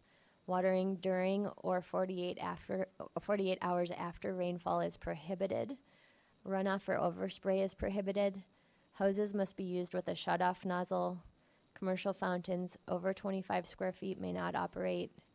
No washing of pavement and other hard surfaces. Pools and spas must be covered when not in use. Drought notices are required in lodging, restaurants, and gyms. Water served only upon request, and watering lawns with potable water is prohibited. And our recommendation is to keep all of the current water use regulations except for the mandatory lawn ban, since the summer peaking issue has subsided, but maintain the policy to strongly encourage letting lawns go on a voluntary basis. So at this point, I'm going to turn it over to Madeline Ward, our Water Conservation Supervisor, to talk briefly about some of the programs in the water conservation. Chair Kilborn, members of the Commission, the city, as always, is here to help our water customers save water, whether we're in a drought or not. One of our most popular programs that I like to highlight is our free water checkup program, and this is available for both homes or businesses, schools, industrial complexes. Whoever you are, we're happy to come out and help you evaluate water use inside and out and provide recommendations and information on rebates and programs. We have a variety of other programs available, some for do-it-yourselfers and some for people that want to hire professional help. We have a landscape rebate for replacing existing high water use plants and or irrigation systems. We have a rebate on high efficiency washing machines, so that's replacing those old top loaders that use about 35 gallons per load with the new efficient front loaders that use about 8 to 10 gallons per load. We have a rebate for pool covers. We have a free sprinkler nozzle program to replace the generic pop-up misting spray heads with ones that deliver water at a low precipitation rate. We provide free mulch deliveries of the county mulch for water customers twice per year, and we have free rain shutoff sensors. I like to highlight a couple properties that show before and after photos with our landscape rebate program. The top picture is the Santa Barbara Association of Realtors, which is also a rainwater demonstration garden on Chapala Street, right next to Mitchell Terrena. If you haven't been there before, if you're driving by, I encourage you to stop and take a look. We have great signage there that demonstrates how the rainwater is redirected into the front yard. The previous lawn that you can see on the left, they used to water that about 3 times a week. And the current rain garden, they water 3 times a year. So we have significant savings there, plus it adds a lot of beauty and color and dimension to the garden. This is also a great slide. This was a study that was done by Santa Monica College where they compared 2 different landscapes side by side for going on 5 years now. It's a traditional landscape with hedges and lawn, and a sustainable landscape with waterways, plants, and mulch and drip irrigation. So not only is it significant water savings, but as you can see, there's significant savings in terms of yard waste that's produced and, of course, maintenance hours. You don't need to mow sustainable landscapes. They generally just need a little nip and tuck about once a year.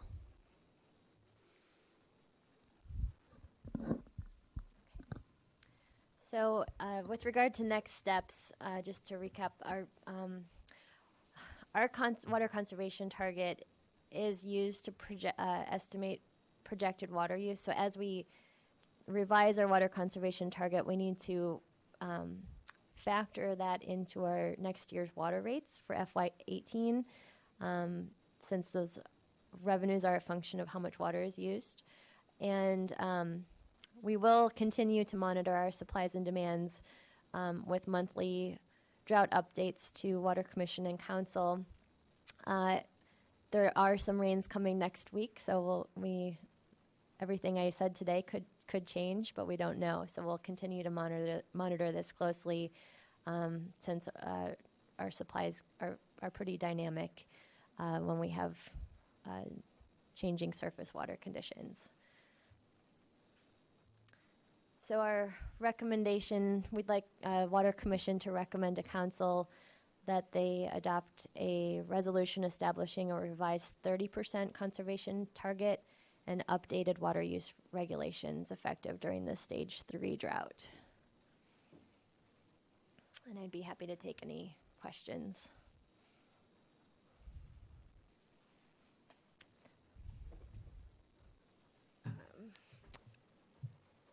I think that coming back to 30% is fine, especially where we're at.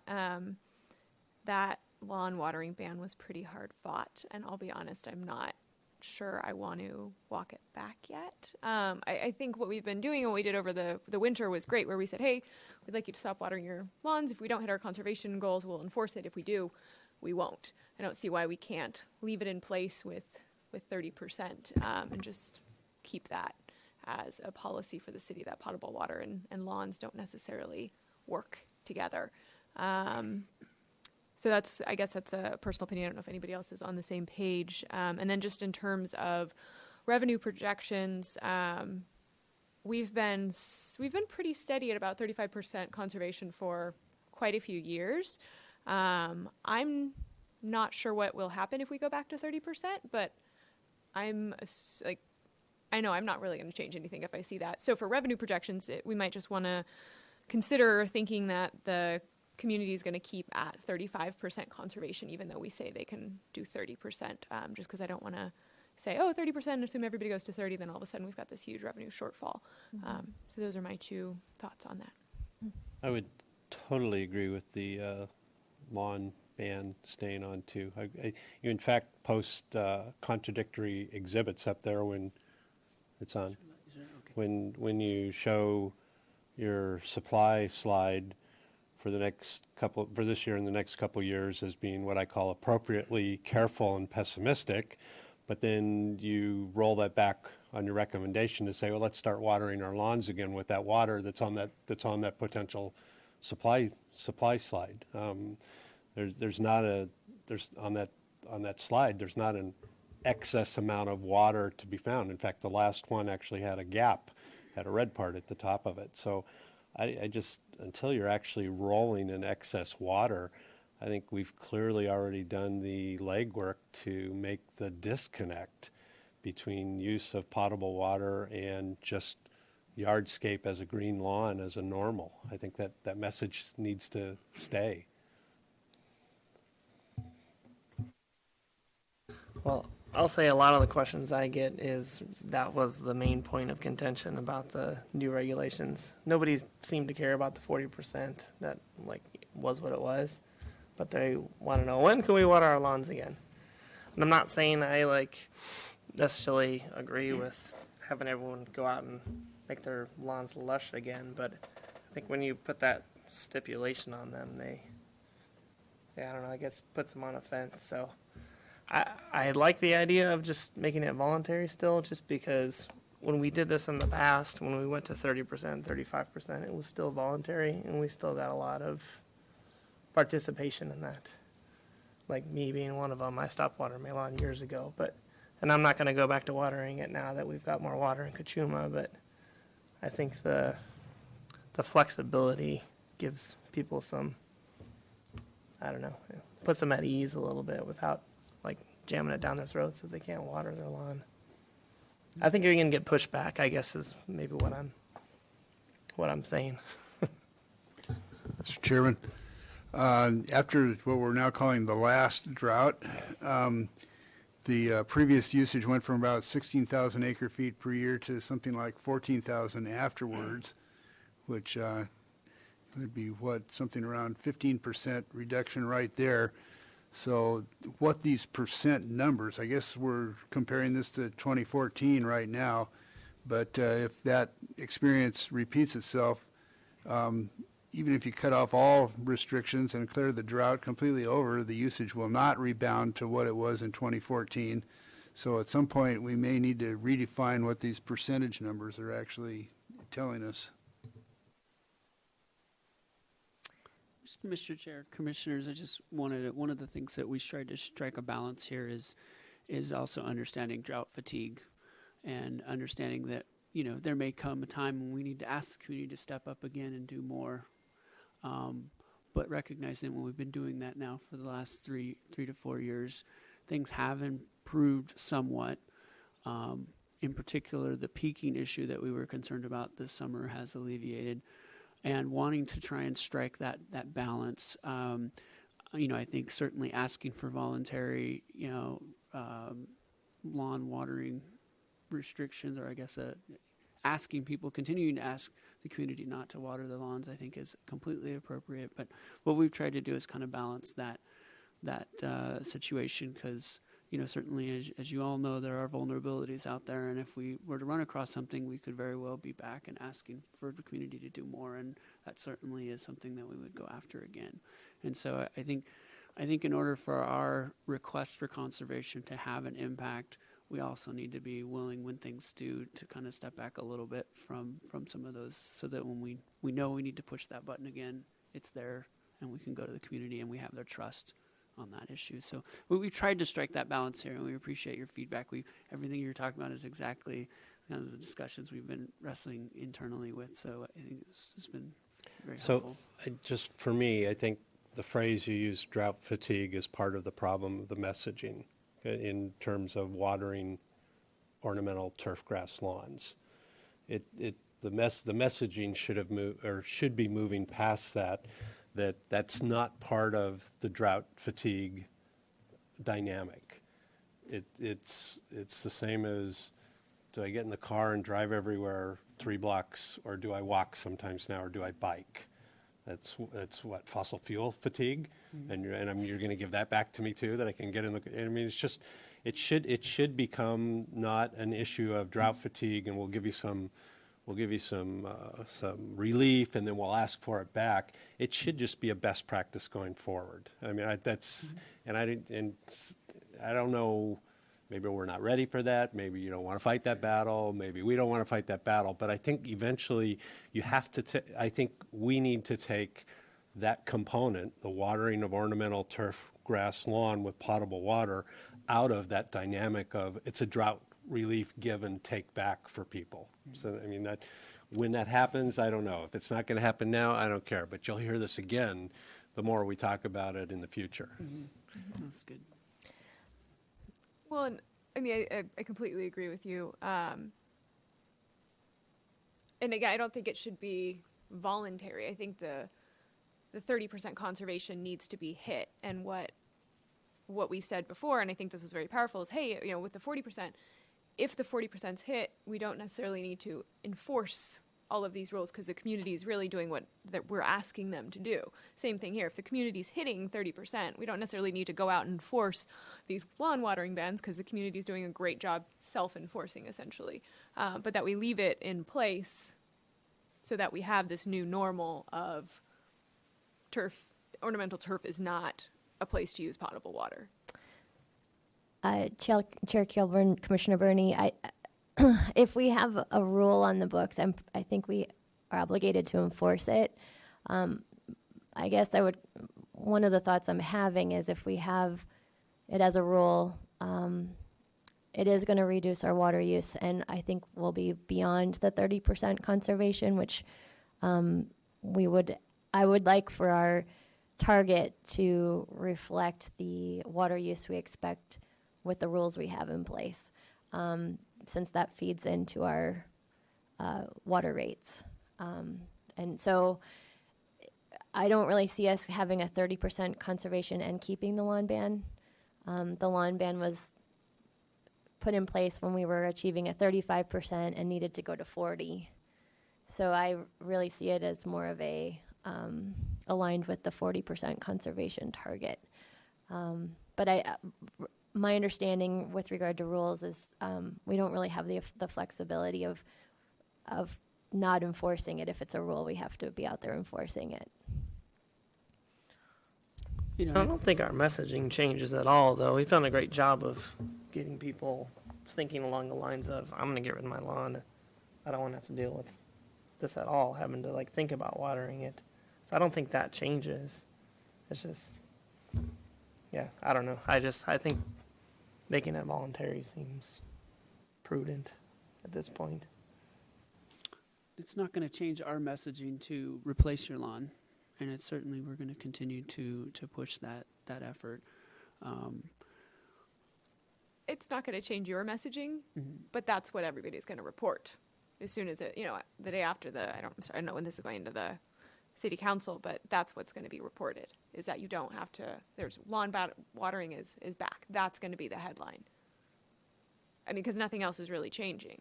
And then to Ms. Dyer, your point about the matching conservation and the rates, if that's true, if the only thing that's going away is the lawn watering ban, then we probably should have a 35% conservation goal, not a 30%, if that's what we expect, because that's where we were at before. So I guess, and that was kind of my point about what we do with the rates and being careful about what we do with the rates, since we were at 35% very standard. And if that's the only thing that we're taking back, then we probably should go back to a 35% conservation goal. So we did discuss that in length too, about going back just to 35, and what we did have seen out in the community and wanted to try and hopefully hit home is that there are our urban forests, our trees have been suffering, and wanting to kind of also send a message that we do have water for you to water those trees. And I think at 35% conservation, people weren't watering their trees, and so wanting to get, I think we have room for that now. Reasonable, prudent watering of trees is appropriate, and I think we want to try and say that send that message that's available. And I think maybe that should be part of the messaging and as we go forward, because you're right, that's going to pick up as you can water your lawn again. And what does that 5% between 30 and 35% generate in revenues? I mean, that's several $1 million worth of revenues right there, right? Which we need for infrastructure, so.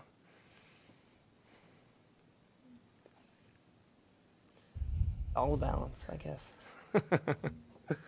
Well, and I think the conservation number, you guys appreciate this as well. It is somewhat arbitrary. We're setting it. It is intended to try and illustrate here's where we're going, and I think it's either a yes, we're meeting, or yes, we're not. But I don't think it isn't really set up that someone can go home and look at their bill and look at that 30%, because it depends on where you started at. So in some ways it's kind of arbitrary, but it's a way for us internally to kind of manage the health of our goal where we are. Right, and I think what we've always, we've set our target based on what are the status of our water supplies. And so we think we have sufficient water supplies where we need a 30% mandatory conservation. If the community is not meeting that with the regulations we have in place, that's when we talk about coming back and making them stronger and adding additional regulations. And this might be a wait and see kind of a thing where if we set the target at 30%, we monitor whether that's being met. If it's not being met, we've got to do something more with regulations. And our water rates are, it's still something that's going to be reflected in our water rates, which are also structured based on conservation principles. So you're looking for a recommendation, but this agenda report's already in the system. In fact, going to be out public today, so it's already been vetted.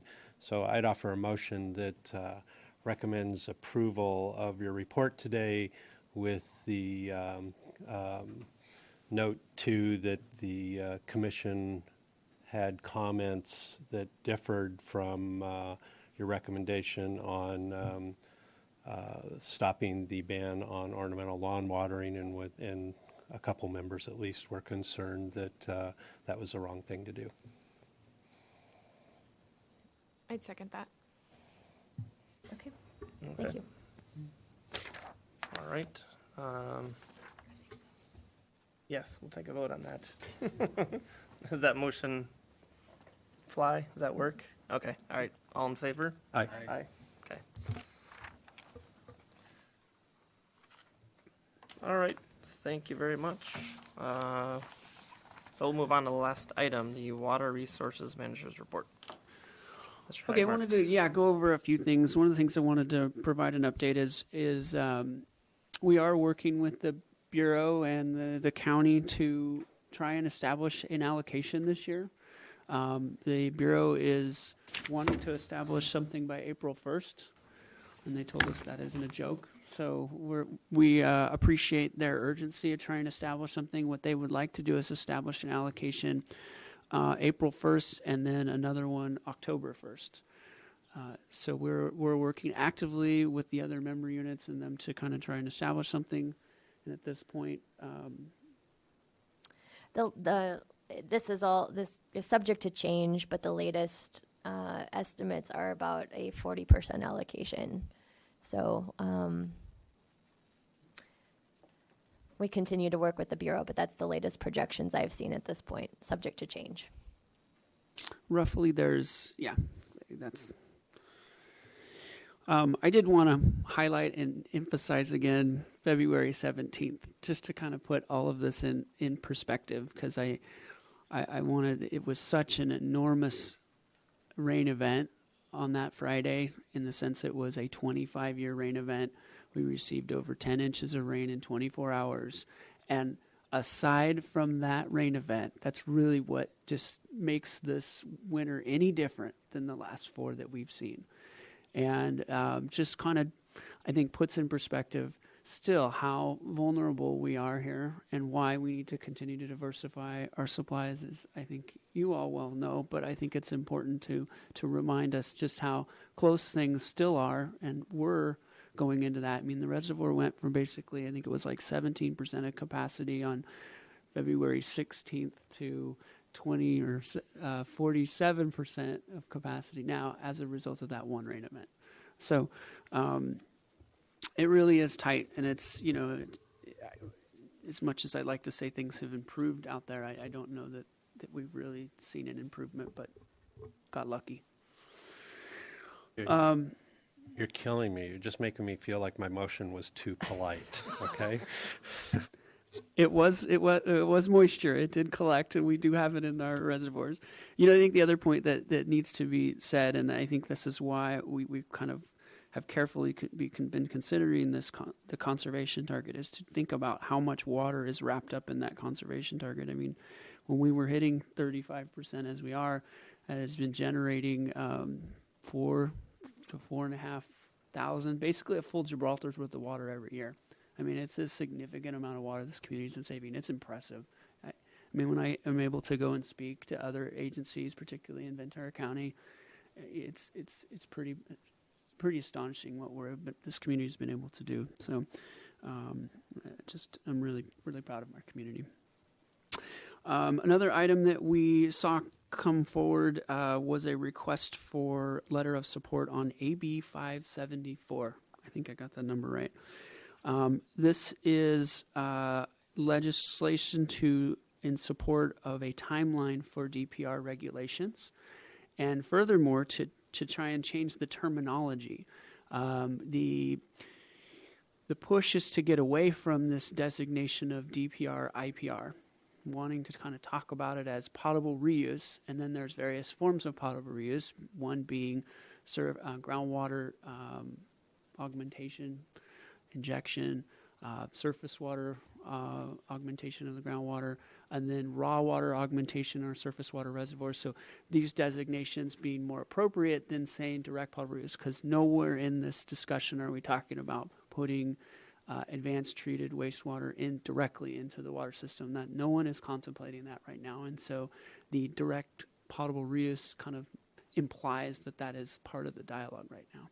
So that is not, I think that's moving forward. So we are putting together a letter of support, and our current legislative platform supports that. We have some pretty strong language in there right now on potable reuse.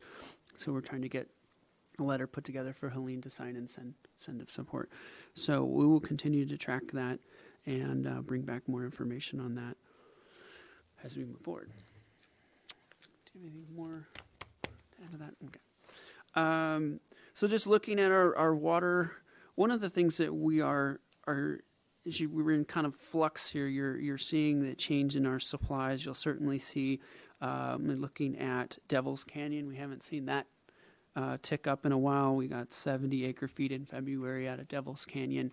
Again, that's typically a pretty high quality water we're able to tap in early on when Gibraltar is still settling out typically. But at this time we are pulling, what you will see starting March 1st is that we've been pulling significantly from Gibraltar. The water quality there has improved dramatically. It's still a challenging water source with the TOC that's in it, but it's treatable at this point. So we're bringing that water down at the maximum we can pull on it.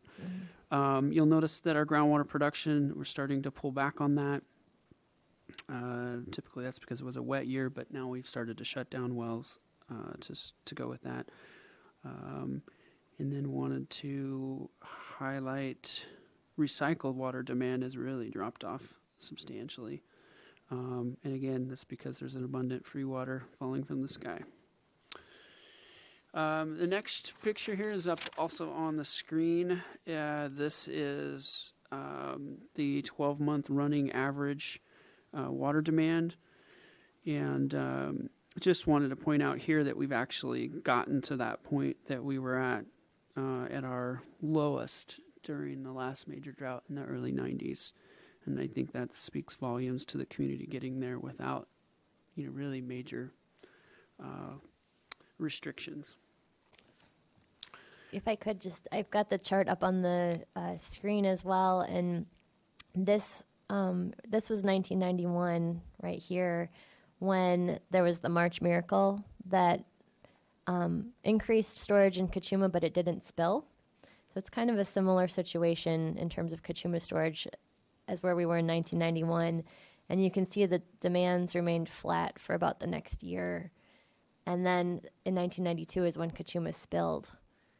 And that's when demand started increasing. And so this would be about we're achieving a 35% conservation from 2013 demands. And then a year after Kachuma spilled, it had gone to where it would be a 25% conservation level. But then it continued to slowly increase for the next 5 years or so. But as Commissioner Keller was saying, never really reached where it was before the drought. And I would expect that kind of a pattern to occur again. Mr. Chairman, on this, to me, it would be useful to put lines for those percentage amounts. I mean, what does 30% or 40% look compared to that red line? You're saying the red line basically is 35%? 35, from where we were before the current drought. Which is sort of the line of little crosses up there. It'd be our 35% reduction is measured against our 2013 demands, which was that was what the state's metric was. And so here's 2013 approximately. Right, so I'd say that would be zero if we're going to put reductions there. The zero, and the red line is 30 or 35 or something. But in fact, do we calculate this on a monthly basis? Correct. This is a rolling 12-month average. Right. But in terms of the goals, are we reevaluating those monthly, or is that just as we're going to meet the whole year's goal? I think it changes from month to month. So in the summertime is when we have more discretionary water use. So if we had a goal of 30%, I would expect that to be a little bit higher in the summer and a little bit lower in the winter. So really, it's for the year that we are that we need to meet the target on a yearly basis, but we would monitor it on a monthly basis to see if we were really off target from meeting it before the year end. So the next sheet in your packet, we talk about the GPCD, and I just wanted to point out a few things on there. Is the residential GPCD, which is what we report to the state, in that the community has just got a new low as far as gallons per capita per day at 40 gallons per capita per day, which is really quite astonishing.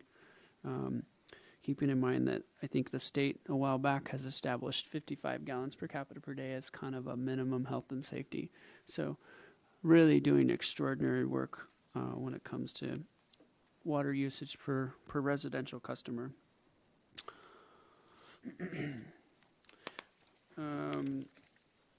The Gibraltar rainfall data, just pointing out for the month of March, 14 inches. And again, as I mentioned before, 10 of that came in a 24-hour period.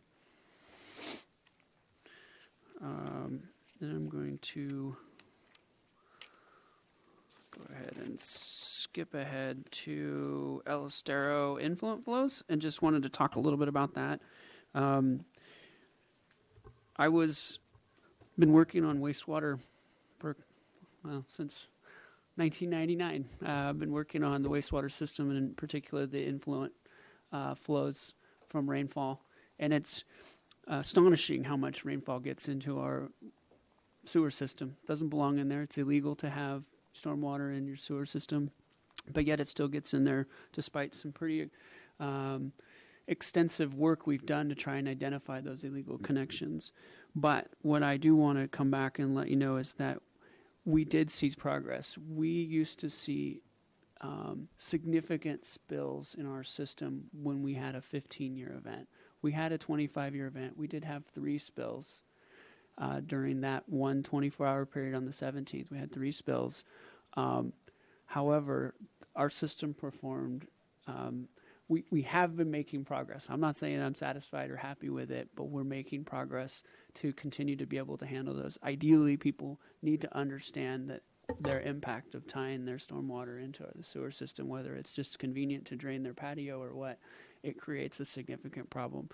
We had over 30 MGD on that Friday. It was getting pretty scary how much flow was coming into the plant. And keep in mind that typically we see about 6 MGD a day. So it's 5 times what we normally see. And that's kind of what's driven up the average for the month, why we see 8 MGD. So it's really reflective of some just massive flows during the storm event. When you have a big event like that, does the treated water still comply with the permit when it gets out of there?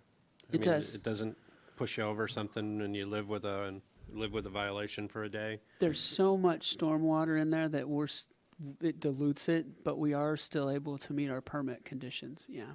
And then, so I hear that all the time, that it's like, whatever, my neighbor with an illegal hookup.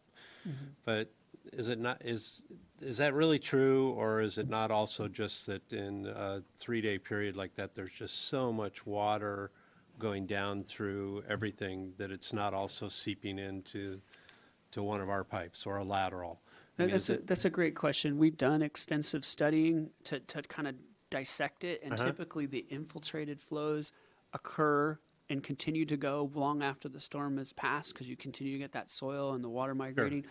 And so we have a good sense of what that is, and it's a small portion, but how quickly it comes to the plant is really indicative of a direct connection. And you see that spike. Just that spike. Okay.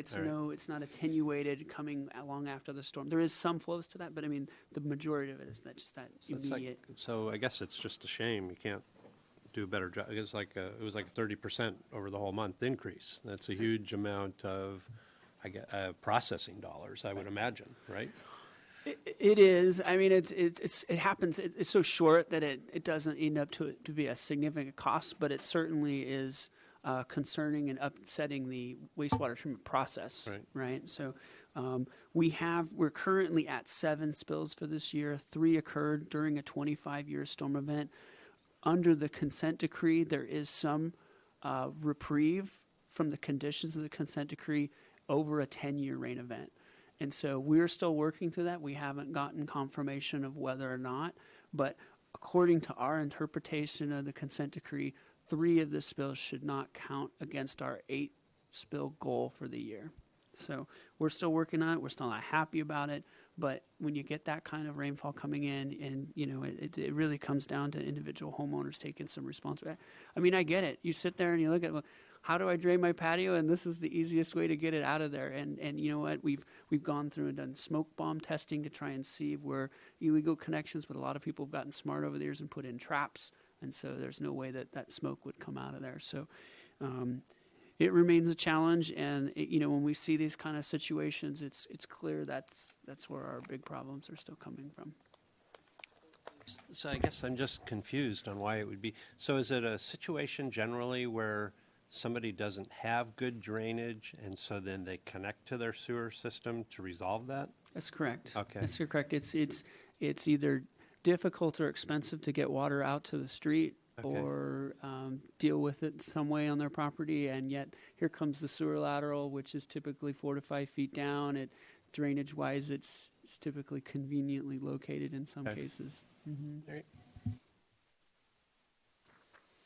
So that ends my comments. Okay. I just had a couple of things.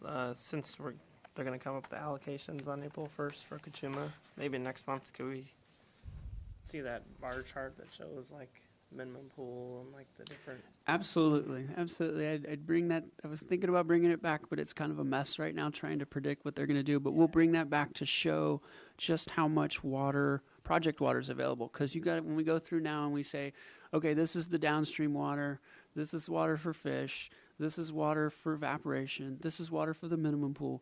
What you end up with is project water, and that's what we're really talking about allocating now, which doesn't end up being that significant. Yeah. Yeah. Okay. And then quick status on desal and the recycled water. Just So- kind of where those 2 projects sit at the moment. Great questions. The desal project is still tentatively end of April. They're currently running seawater through the plant, going through operations, hoping to sit down with them next week to see how exactly those operations are going. Are they feeling successful with everything that's been going on? But they are circulating water through the plant. The testing going They're okay? doing the testing that they said. I don't have yet a good indication of how the media is maturing.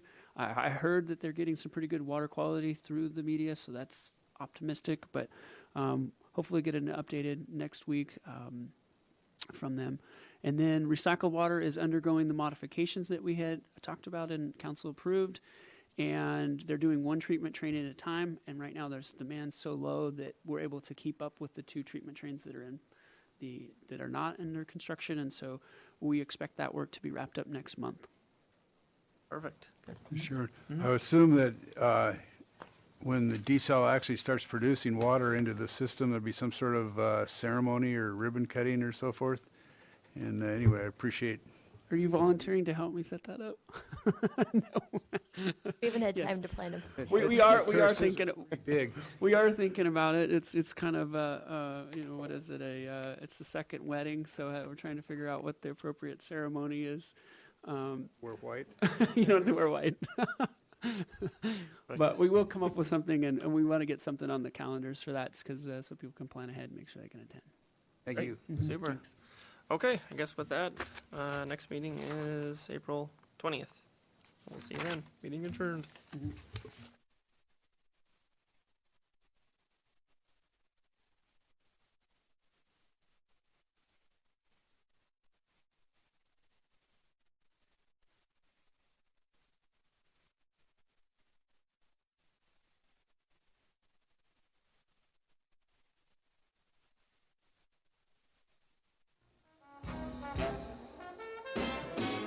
Things are mending now. I see a rainbow blending now.